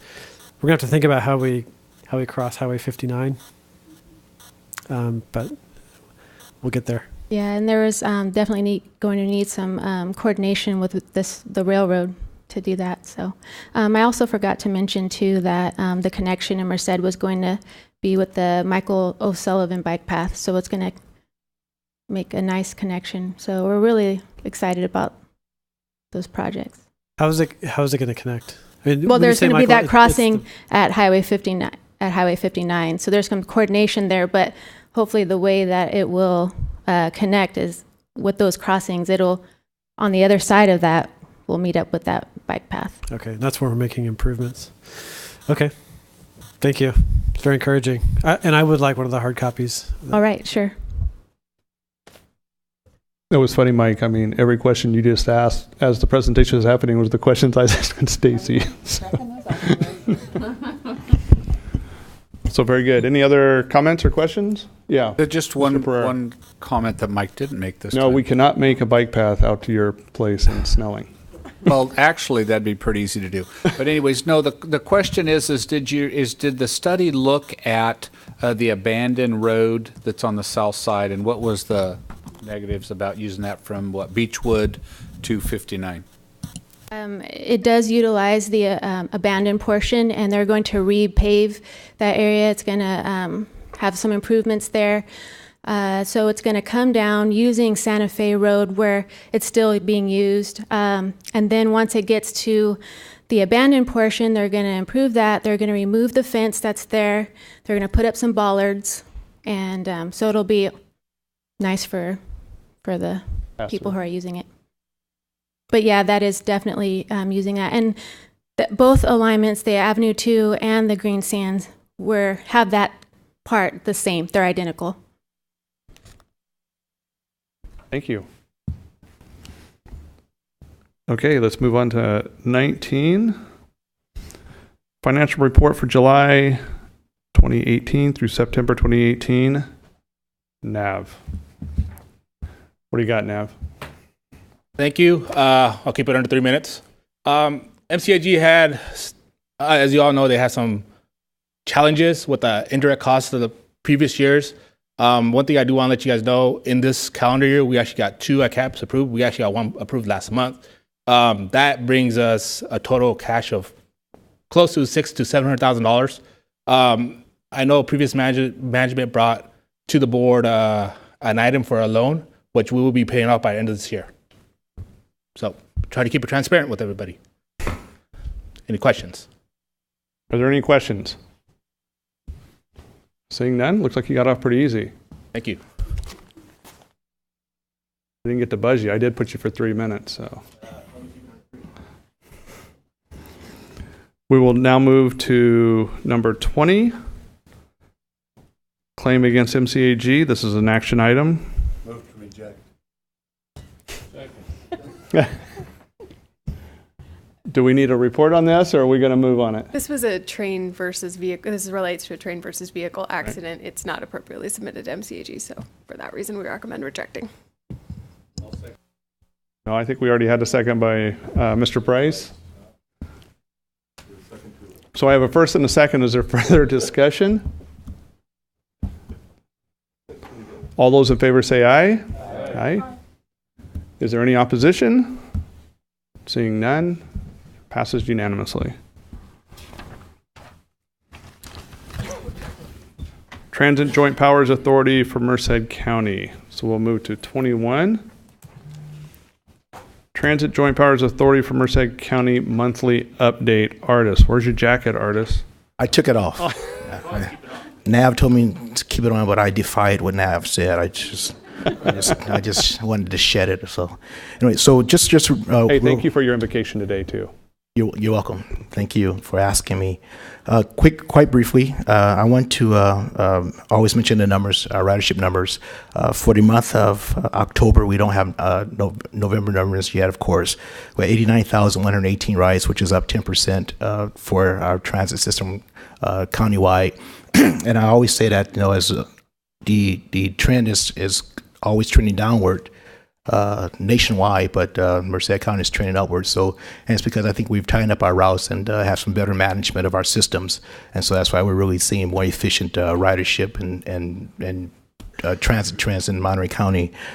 For November 6th, you folks elected to have us free rides for the election day, and we've transported over 4,144 passengers. We don't know how many of those actually went to the poll, but we know at least 4,000 of them got on the bus and rode for free. And so we wish we can extrapolate that number and actually know who went to the polls, but we don't. But we do know that 4,000 people rode on the bus for free on that day. So that was a bump that day then, for sure. It was a bump. It was actually up 1,000 from this time last year. And so I actually put the numbers from last year at the same time. And so we actually transported 1,000 more people November 6th this year than we did on last year. And so once again, I'm not sure how many of those voted, but that number was pretty good. And one more last thing, we're nearing almost 100% in design phase for our new transit operations offices next door to MCAG, so we're excited about that. Okay, thank you, Artis. Are there any other questions for Artis? That was information only. Now we'll move to 22. The facility ribbon cutting ceremony. Yes, it is over with. You did have your jacket on there. I did. I can go back and get it. No. But it is over with, and we want to thank those of you who had the time to come by and be a part of that. Thank Director Murphy, who came out and was one of our speakers, and Director McDaniels. And what Nav is handing out, just a commemorative item that Transit would like to give the board members as a token to thank you. It's a really cheap item, so it's, you don't have to declare it or anything. But we just want to make sure to say thank you for your efforts. And Stacy wasn't supposed to get one. No. Oh, okay. Yeah, we had an extra one just for her. But we wanted to really thank you for your leadership and your vision and helping us see this project through. It's been a long time coming. So transit staff, we're really elated that we're able to actually cut the ribbon. And next month on the 14th, we'll be transitioning from our old facility into our new facility. And so we're really excited about doing that. Well, thank you. I think I mentioned it to you today when you were giving me the tour that we got you just the right time. Absolutely. As you showed me the additions that were made. Thank you. That you had the foresight. So I appreciate that. Are there any other questions? Yeah, we just figured out how to open it. Oh. You did it too soon. Thank you. Okay, thank you, sir. Now we'll move down to number 23, financial report for July 2018 through September 2018. Nav. Thank you. Just real quick, the first 2 months of this year, July and August, we used the LC Top money, which is low carbon transit operation program. So if you look at the fare box, it only shows 8%, but that's only for 1 month. As Director McDaniels stated, that there was a lot of challenges for transit, and you'll see in the next item what we're talking about is we're trying to be transparent as possible. So if you go to page 104, we're starting to provide a check register of all the checks that has been dispersed for transit. Any questions? I have nothing. Does anybody else have a question? Thank you, Nav. Okay, now we move down to item 24, and you're still up here at the podium. Adopt LTF reserve policy. You want to present? Do you have a presentation? So this is not going to be this? under 3 minutes. Yes, I do have a PowerPoint too. Okay, so one of the things I was talking about is being transparent with the. Oh, sorry. Come on.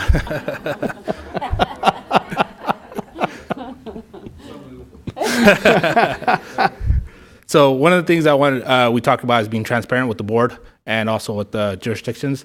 So we came up with the LTF reserve policy for operations. So what does the reserve policy do? So it's a tool to assist staff when developing annual budgets.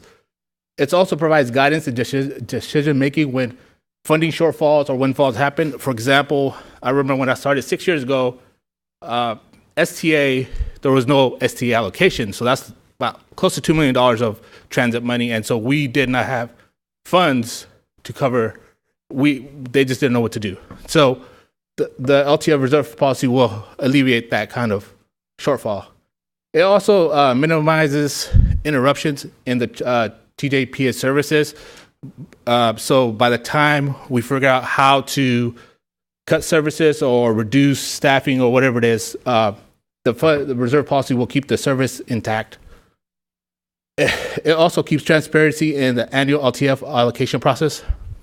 So one of the things that the policy has is different tiers of reserves. So the first reserve is the emergency reserve, which is a balance no more than equivalent of 6 months of the operating expense. So what this does is the emergency reserve is technically for when there's a shortfall in revenue for a substantial amount of time, more than 8 or 9 months. Then there's a contingency reserve. Contingency reserve is 6 to 8 months of the operation expenditure. So what this does is for short term. So if it's like, for example, we didn't get any STA money for a quarter, we can use a contingency fund to cover the shortfall. The last tier is the reserve, leveraging reserve. That's from 8 months to 12 months. And one thing we always run into is having a match for grants. And so if we have excess in our leveraging reserve, we can apply for grants, for example, electric buses or retrofitting a facility with, state-of-the-art solar panels or whatever it is. It just helps us streamline the process of getting the grants. So one of the things that I do want to show to you how this process would work is if we use the current year's operating expenditure, assuming that is full of the operation expenditure is $11 million. So assuming that we have our reserve policy, how would it be made up? It's the emergency reserve will be consisted of $5.6 million. And then the contingency would be around $1.8 million. And then the leveraging fund will be around $3.7 million.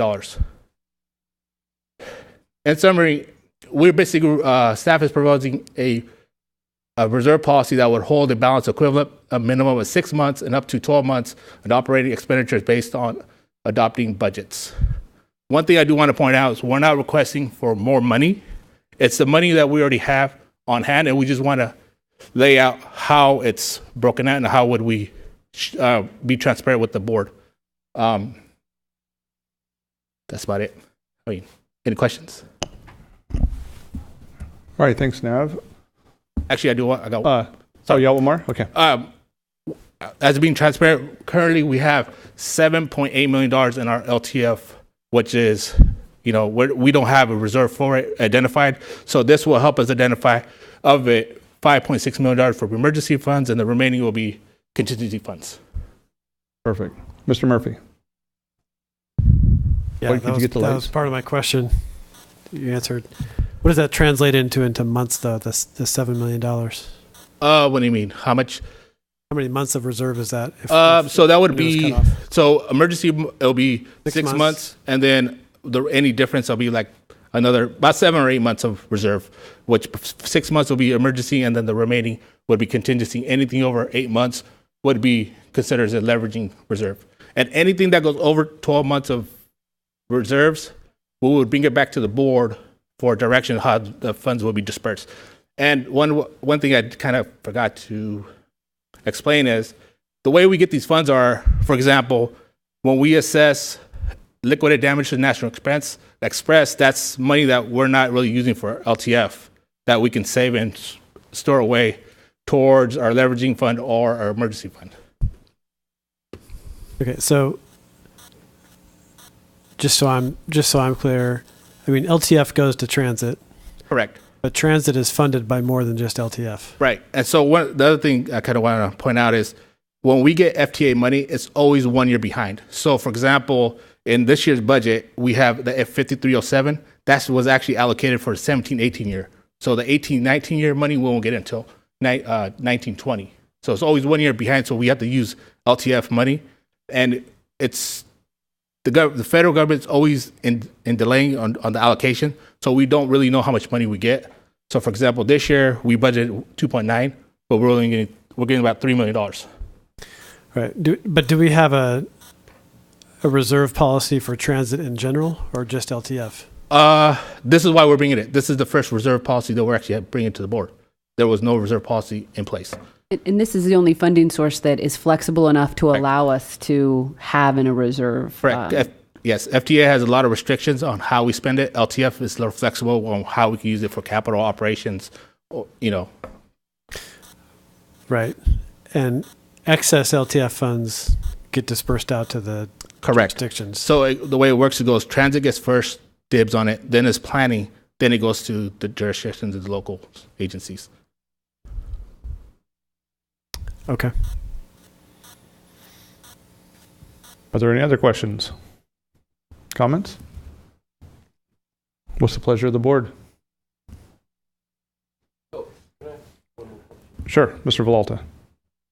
So by creating this reserve, will this in any way reserve or reduce allocations to the districts? No. So this will actually help us be transparent when we actually do an allocation to the jurisdiction. So you'll see how much money we actually have in our LTF and how much we actually will need. We're not requesting any additional money. It's already the money that we already have. It's just identifying how how will we use it going forward. Director Villalta, the only time that that I could foresee there being an impact to how it's allocated to potentially down to the jurisdictions is if we really ever had to dip into an emergency reserve or we got below that 6-month threshold, that you would see staff proposing a plan of how to replenish that fund in future years. So there might be, I'm just going to make up numbers here. If we needed to request $3 million for operations normally, but in the previous year we dipped down into the reserve because of funding shortages, you would see in the next year allocation that instead of maybe just requesting the $3 million for operations, there might be an additional request to replenish the reserve up to that critical 6-month point. So that is a hypothetical that could occur, but those would involve multiple decision points of the board. So it's not a funding shortage, but a funding tardy, right? Isn't that what you're saying this reserve's for, to pick up if they don't replenish the funding in time? Yes, it would be that, as Nav So said, it wouldn't a lot be a of shortfall. It'd just be a lapse Like in... for example, it would be that budget year shortfall, but then if it's a delay of getting that revenue, it could be replenished in that way. So if you needed the extra funds, then we would know well in advance. Right. And then if you wanted to budget for a certain item, then we could figure out how to pay it long range so it wouldn't affect the right. We wouldn't jurisdictions. Like for example, I'll use a hypothetical example. Say we went down to $3 million and we need an additional $2 million to get back whole. We want to take all $2 million up front. The next year we'll probably break it out in several years in small portions to replenish that fund. And I think it's also important, this money is already in the account. So in a lot of ways, this reserve has existed. We just wanted to develop a policy for transparency's sake so that the board understood that this reserve was there, and that also there was a guarantee of understanding that it wasn't just going to accumulate to a certain point, that there was actually a method behind why this was the magic number for a reserve, and how it relates to our operating expenditure. So it is already happening. We just wanted to add a layer of transparency and understanding so that the board had some ability to anticipate how we were going to be requesting future allocations of LTF in general. Director Murphy? Yeah, so I appreciate this coming forward because I think this is exactly what we should be doing, is talking about it in a transparent way, because to my knowledge that hasn't happened. I mean, this is a lot of money that we have sitting in this account that has not been the topic before this board, so I think this is the right discussion to have. But sort of to your question, does this impact the jurisdictions? I would say that it does, in that the policy decision that we make in terms of how many months of reserves to keep does. So if we said we want to have 6 months of reserves, then we want to have $5 million in reserve, and we've got $7.5 million in there. My understanding, and I may be wrong, is that additional 2.5 would then be distributed to Los Banos, Merced, Dos Palos, and all the cities for us to do road projects. Right? Thank you. So we could put that money to use. So I think the policy discussion really for us is what's the right amount of reserve. I think there should be a reserve, but I don't know that 12 months is the right number, and we sort of should think about that. So, Mr. O'Banion? Yeah, Mr. Chairman, that currently... You think? No, you hit request, speaker. There. I'm sorry, thank you. Now, currently, surplus LTF funds, what happens to them? Currently, Yes. well, for example, you will see next month I'll bring something to the board where we would do a budget amendment to identify how much surplus LTF we had from the That's previous not year. what I asked you. Okay. What happens to the funds that are left It goes over into that as fund. of the past? Past. It's distributed to the jurisdictions. There's two parts. When we get the annual allocation and Transit makes the request for what they need, and MCAG planning makes the request for what they need, and if in that allocation there's leftover, it goes to the jurisdictions. How this money has been accumulated is in that amount that Transit has requested for operations hasn't been completely expended in that budget year. It has gone into a reserve account. So this. Okay, but I think that So there's I been think two that you pots. need to discuss this with each one of the entities of this JPA in regards to that, how rather than just the board member. I think that the jurisdictions themselves should have some input. I don't have any problem with what you're suggesting as far as on helping strengthen and it's very intelligent to have a reserve. I'm not criticizing that, but I think that you need to have that discussion with all the entities in regards to it, just not the one board member, or have each board member go back and do it with their entity. But I think that's going to be important because that is a change. Because in the past, what has happened is that the what was left over was sent down to the local jurisdictions to help with their road issues. One thing I do want to, I've been there 6 years. It might have happened before I was there, but it did. And like I said, it was never really, I mean, I'm not knocking anybody. I'm not throwing anybody on the bus, but it was never really focused on. It was just left aside. And Stacy and I, one of our goals is trying to be transparent, and we want to identify how this cash is, reserved, and, have a reserve. So if her and I or anybody do decide to leave, there's a policy in place to identify how the cash is actually maintained. So TRB has already discussed this and they approved it? Correct. So that's the professionals we were talking about that we have to take it to. I think Mr. Pereira. I said the jurisdictions. I didn't say the professionals. Mr. Pereira. Could I get you to click back to the slide that had the dollars? There you go. Yeah, there you go. So this is based on $11 million of operating expenditures. So, if we're saying this fund is whole, this is just an example. If the fund was whole of $11 million, of the $11 million, $5.6 million will be considered emergency reserve. $1.8 million of it would be considered contingency, and then the remaining amount of 3.7 would have been leveraging.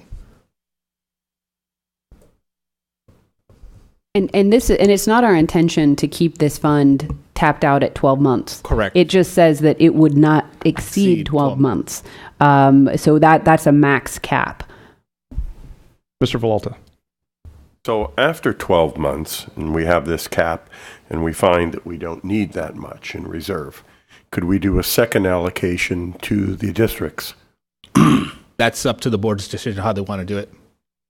I'm thinking one allocation. Our call, right? As a board. Pardon me? That's our call as a board. Yeah. I'm thinking one allocation that's safe, second allocation at the end of the year from the reserve.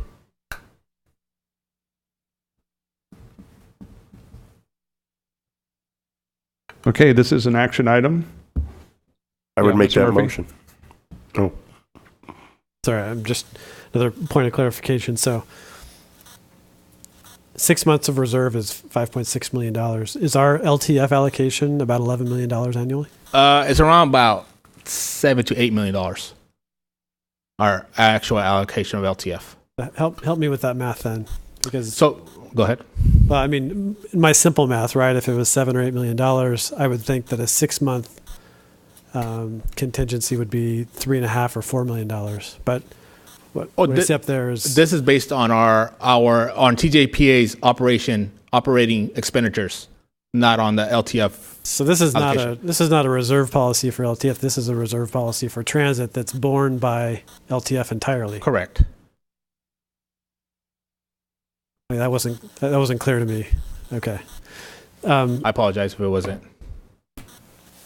And I'd like to know what our history of deficits has been For transit, for LTF. I'm glad. Have there been any? Yes, there is. Actually, this in the 17-18 year, the estimated allocation was $8 million. Can I share this, Stacy? The actual allocation was only $7.4 million. So, I mean, I could bring this another item to the next. That's month. not a deficit, though. You're talking about the estimated allocation. Right, I'm talking but- about the actual expenses on the LTF to side. transit. Right. There's been years when there haven't been disbursements to cities. I think that's there's not a deficit. Correct, and that was when I first started. There was actually no disbursement to the cities, and then the last 3 years there's actually been disbursement. I think 2 years ago, maybe 3, there was actually a substantial amount we actually gave back to. I mean, I not give it back, but there was actually a substantial amount that was actually dispersed to the cities. The last couple of years, what we're trying to do is basically, have a consistency in the disbursements. Obviously, like transit has a need for capital, but that would be, we do have a 10-year capital outlay project, which, we identify what we will need to replace equipment, feature transport center, or feature, renovations for parking lot, whatever it is. But that's not part of this. That's a totally separate item. But like you said, if you want to know, I can bring it back to the board next month, if there's been a deficit for transit or in the LTF for transit. I mean, so I understand that there might be a different projected grant award to what actually comes, but that's not a deficit in the LTF account. That just means, for example, there's less to distribute or nothing to distribute to the 7 jurisdictions. What we're being asked to do is to put together. LTF has this money, right? A lot of money. And so we're being asked to talk about what to do with it, which is the right thing to do. But what gives me pause is to say that LTF, which is one portion of transit, is going to bear the entire reserve for all the funding streams of transit. That doesn't seem fair. It's the only funding stream that I'm aware of that we can have sitting in a reserve account. So if we were to have, so the idea is that if we have 1 year of the transit operating expenses in a reserve, it basically is, it's the protection, right? We know we need it in the event that if the federal government funding programs just went haywire and we needed it, we have a reserve.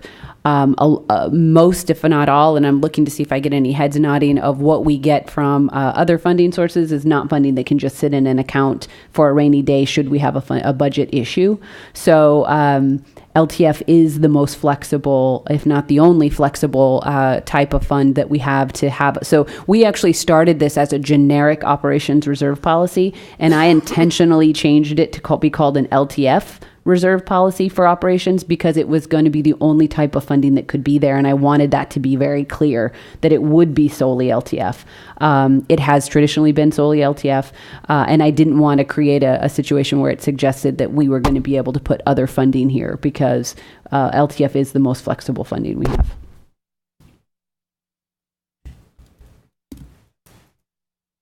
Any other questions? Mr. Murphy? Just a comment. I'd like to have some more time to think about this. I understand if people want to vote, but this is something I'd like to understand a little more. It's a pleasure. Is everybody in agreement with that? Yeah, Mr. Price. Yeah, I think Mike's comment about a set dollar amount, is that what you had said earlier? I think that's probably something, if anything, it could be either a goal or whatever, but was the thrust of your suggestion to that by way of you don't know how much it's going to be when it comes to the estimate for a particular year and that type of thing. So I think there's some consideration needs to be brought about by a set amount. So is that a consensus, Mr. Pereira? Yeah, the question that I can't answer is what amount should that be, right? And so to arbitrarily pick a year may be the right number, but I would like justification. I mean, if it was a personal budget, right, and I make $60,000 a year, well, I know that I want to have about $15,000 in reserves, right? So just for that. So just kind of if figure out what maybe other agencies do or what we need, I think would answer a lot of questions. We'd be happy to come back and look at what other transit agencies do and come back with kind of the justification for that 12 months. Yeah. Motion to continue. A 3-year average or something. Okay. You have a motion, Mr. O'Banion. I have a motion on the floor. You have a second? Second? No. Now, do you have something? Okay. Yeah, I'd say that with the month or the timeline that you're going to have, I would also look at the other jurisdictions, the other transit agencies, but also maybe look back at the history of how it was allocated here locally in Merced County also in the past. Now, I don't know who has those minutes. I don't. You sure? I'll include that in my motion. One thing I do want to,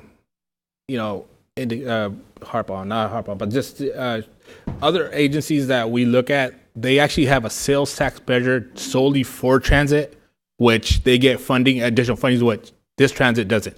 We don't have a sales tax associated totally, besides Measure V. Correct.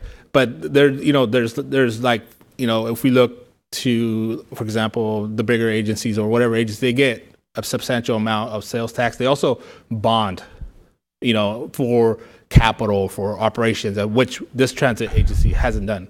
And I think that's what we're trying to avoid is, going to the voters or doing a sales tax increase or bonding for any projects. Thank you, Nav. I have a first and a second To include to continue. Yeah, I think that is understood. All those in favor say aye. Aye. Any opposition? Motion passes unanimously. Thank you.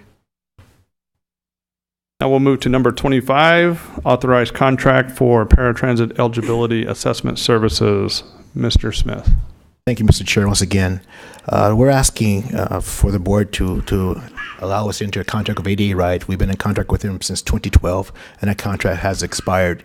ADA Ride is the eligibility service who authorizes our paratransit riders to be able to ride our service. And so we're asking for you to authorize our executive director into a 3-year contract with a 1-year extension in the amount not to exceed $140,000. And we are budgeted for that for $28,000 a year. Move to approve. I have a motion on the floor. I have a second by Mr. Price. Further discussion, questions? All those in favor say aye. Aye. Any opposition to the motion? Seeing none, motion passes unanimously. Thank you. Thank you, Mr. Smith. Now we'll move on to Miss Stacy Dabbs, 26 Executive Director's Report. Thank you, Mr. Chair. I want to thank you all who were able to come out this afternoon to celebrate the Transit Operations and Maintenance Facility. I know this project has been a long process, and I just appreciate everybody's understanding and patience as we've walked through the lumps and bumps along the way. But if you've had the chance, if not, if you didn't get to come out and you want to come and see it, we'd be happy to give you a tour. I want to introduce Mary Michael Raleigh, and I sent an email out earlier this week that we are very lucky to have her on board. She joined the team this week as the new public affairs manager. This is the new version of the original position that I filled when I came on staff 4 years ago.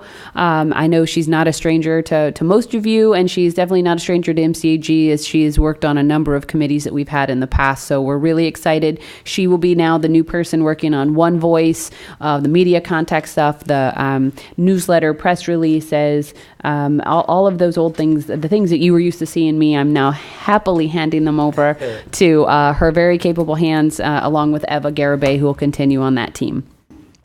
I want to make a quick plug as a reminder, as we've done in the past, after the December board meeting, which will be at the city of Merced, we will be hosting our MCAG open house as we have in years past. So you'll be getting an invitation for that. We'll do it immediately after the board meeting, and I promise to make the board meeting as short as possible, or as light as possible. And then lastly, I would be remiss to not acknowledge Nav and his team when he made a comment about the ICAP today. That's not a small feat. So it was a thorn in our side for a long time. We were a problem child of Caltrans for a long time. It's something that we've been working on for several years, and Nav and his team have been able to get us caught up and back in Caltrans' good graces. And so that's a really big deal. So I just wanted to acknowledge him and his team. Thank you, Stacy. Now we'll move on to 27 directors' reports. Mr. Pereira. I, along with our executive director and Matt Fell, attended the CalCog meeting, and once we got past the giddiness of a measure or a Proposition 6 failing, it was just amazing to see the staff and how happy they were. And there's a lot of agencies that, like us, that were really counting on that money. And, it's a double-edged sword. It's more taxes, but at least we know that it'll go, for good projects that actually need to be done.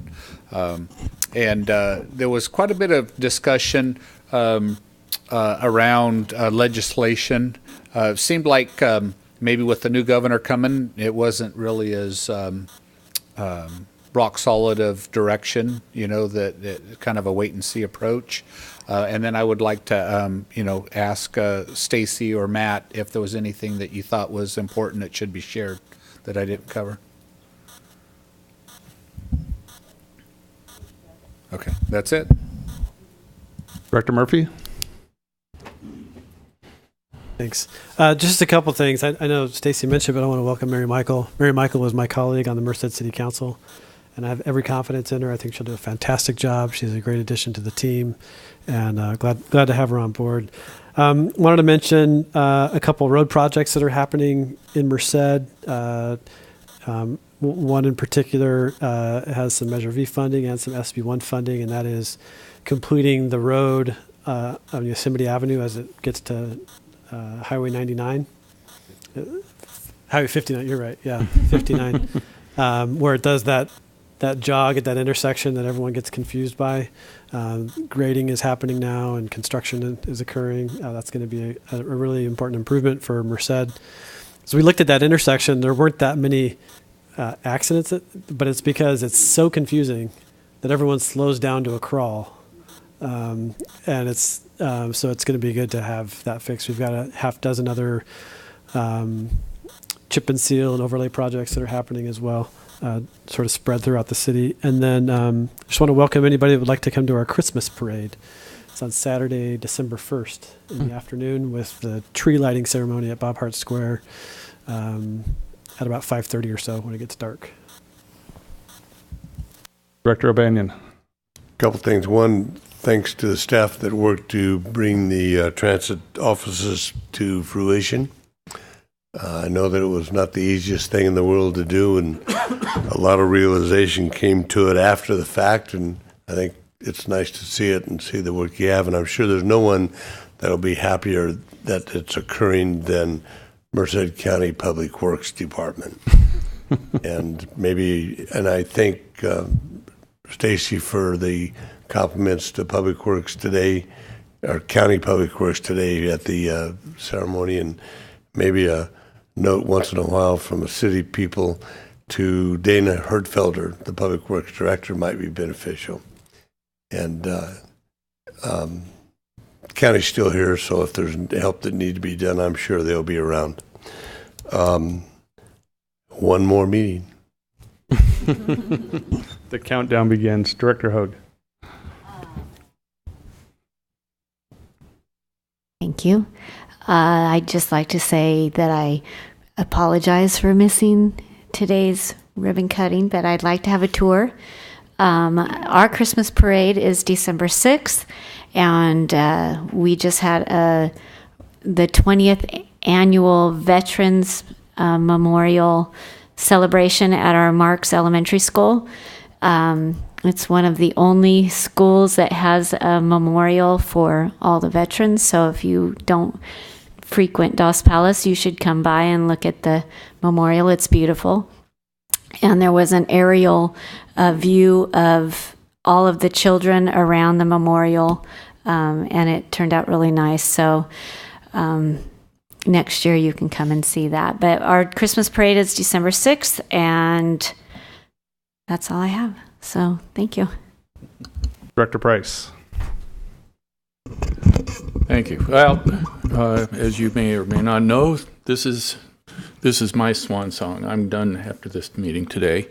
And I just want to say, well, and there's a box of Kleenex here for Jerry or anybody else that wants to dab tears from their eyes over this whole thing. But in any case, I just want to say that I've thoroughly enjoyed my time on this particular board. This has been extremely informing. I was proud to be part of the committee that helped to author Measure V. And as somebody who is not a huge fan of taxes, it was just one of those things that we had to really swallow and understand that there was no money out there to do the things that are being done today. And so, we can, really all of us take pride in the fact of knowing that we did something, and obviously with a 70-some percentile vote, it resonated well with the residents here throughout the county. So, that, and I want to also, and I want to particularly thank Brooks. I didn't know there was so much to the trash game as what there is, and I want to tell you that it's fascinating, and you really do an excellent job in laying it all out and what needs to be done and this and that. I was deeply impressed with all that, and I never thought that would be something that I gravitate to, but it is something that I'm thankful for you for being so good in explaining all those things, and I appreciate that. Lastly, I'll just say our city is also having a Christmas parade on the 7th of December, and I believe it's at 7 in the evening. If it's not, you'll be in line to get out there and get a good seat then. But Atwater, does two things really, really well. The Christmas parade is one of them, and the 4th of July is the other. And so, if you want to see the Old Town flair and all that, join us in Atwater on the 7th. That's a big deal, and we appreciate it. What's so funny, Mike? Come on. Okay. In any case, thank you all. I've enjoyed my time serving with all of you, and Stacy, congratulations on your position as it stands right now. And I think that this committee is in very capable hands, and I thank you all. Director Villalta. Oh, it's fun working with you, Jim. Thank you. And Jerry, I'm going to miss you. You and I have our ups and downs, but mostly ups, and I love that. So have a great retirement. You've earned it. And Jim, I don't know, you're not going to retire. I know that. Yeah. And I would say the same thing to Alex. Will he be here at the next meeting? Probably not. Okay. I'll call him and let him know. Well, on election night, we passed Measure H. And Measure H is a half-cent sales tax added on to our city sales tax, which will mean millions to us every year. And we're going to hire 10 new public safety officers right off the bat. And there's 7 new police, 2 fire, and 1 dispatcher. And that's just a start. So, and the encouraging news that Measure V earned so much money is encouraging for us that we may earn over our projected amount.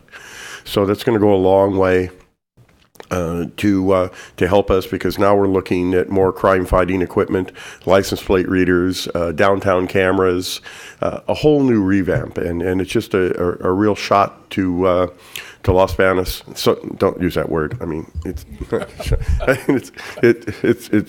was a good thing for Los Banos, and so we're looking forward to collecting this money every year. So it passed by 66%. And that was fantastic. It was a simple majority. And there were some naysayers, and now they're kind of talking to us and telling us, well, we want to be on the committee that for the oversight committee, and we welcome the naysayers. We really want them on there to help us guide us with the spending of this money. So I can't thank the citizens of Los Banos enough, because it was really needed. Vets Parade, Darren and Jerry, thank you for being there. And if you couldn't be there, I understand too. Supervisors, thank you so much for coming, and it was a very, very good parade, probably the longest we've had in the 4-year history, and it's growing every year. And the nice part is that people are now sharing Veterans Day. Veterans Day just doesn't have to be on Vets Day, and more veterans get more of a chance to enjoy it. And so when we spread the days out, because not every parade has to be on the same day. We had a C-140 flyover that flew over Los Banos 7 times, and it was phenomenal. It would follow the streets and kind of swoop down to the legal limit, and people were just in awe of what was happening. We had Stearmans fly over, and it was just nice. We're going to have a holiday open house on the 19th, so if your people would like to come over to Los Banos for our council open house, we'd love to have you. I really mean that. We'd love to have you. So, and the Christmas parade, I can't remember the date of the parade. Yeah, I can't remember the date of the parade, but I will get that. So with that, have a nice Thanksgiving, everyone. Director Oliveira. Thank you, Mr. Chairman. I just want to say I enjoyed the ribbon cutting ceremony today. That facility is brand spanking new and clean, and the service bays are all clean, and there's no grease, no oil, and it'd be nice if it could stay like that, but if they do their job, it can't. But I really enjoyed it. I want everybody to have a great Thanksgiving. That's coming up. And the Saturday after Thanksgiving is when Gustine has their old-fashioned Christmas at home. Oh, yeah. We will be serving, last year we served about 700 free breakfast to anybody that showed up. So supervisor, if you want to be there to help throw pancakes on plates, I'm sure we can put you to work. It's a great event. There's rides downtown afterwards, and that night they have a lighted truck parade and tractor where the farmers bring in their tractors, the truck drivers bring in their trucks. They're all with lights from stem to stern, and they go all out, and it's really something to see. And everybody's milling around Main Street, and they light the tree. So it's a good event. It's a good way to start off the Christmas season. So everybody have a good Thanksgiving, and we'll see you next month for Jerry's Swan Song. Council, do you have anything to add? You don't. Okay, I need to report out. I was your representative at the Self-Help Conference in Indian Wells. It's the first conference I'd ever attended that I probably, out of how many people were there, that I probably knew about 4 people. And there was only one other elected person from the Valley, Supervisor Kyler Crocker out of Tulare County. And it was enjoyable watching staff talk really badly about electeds. Not our staff, but other staff. There were a couple presentations that Supervisor Crocker and I were a little amiss from, kind of thinking, should we really be here? Director Price, it's been a pleasure serving with you here on this, and very much supported your support on Measure B and helping us put that together. That was very important for us to get that passed, not only for the county, but for the city of Atwater. It looks like, Mr. Murphy, you have something to add? Okay, and then I want to also, I shot her an email as soon as I was very excited when I got the announcement. In fact, I shot her an email right after I got it saying, thank you very much for coming to work with us. I mean, this is a good group, and you fit right in, and glad to have you. And that's it. I just wanted to thank Jim for serving with on MCAG. It's been enjoyable. Thank you for your contributions here, and I'd say the same about Alex. I'll call him and tell him, but just wanted to say that. Yeah, I didn't realize this was your last meeting, but I would say the same. I may, but that'll be personal. But anyways, it's been a pleasure to serve with you here, and this is a good group, and glad you're a part of it. So the next MCAG Governing Board meeting will be held on December 20th, 2018 at 3 p.m. at the City of Merced. We will adjourn. Thank you.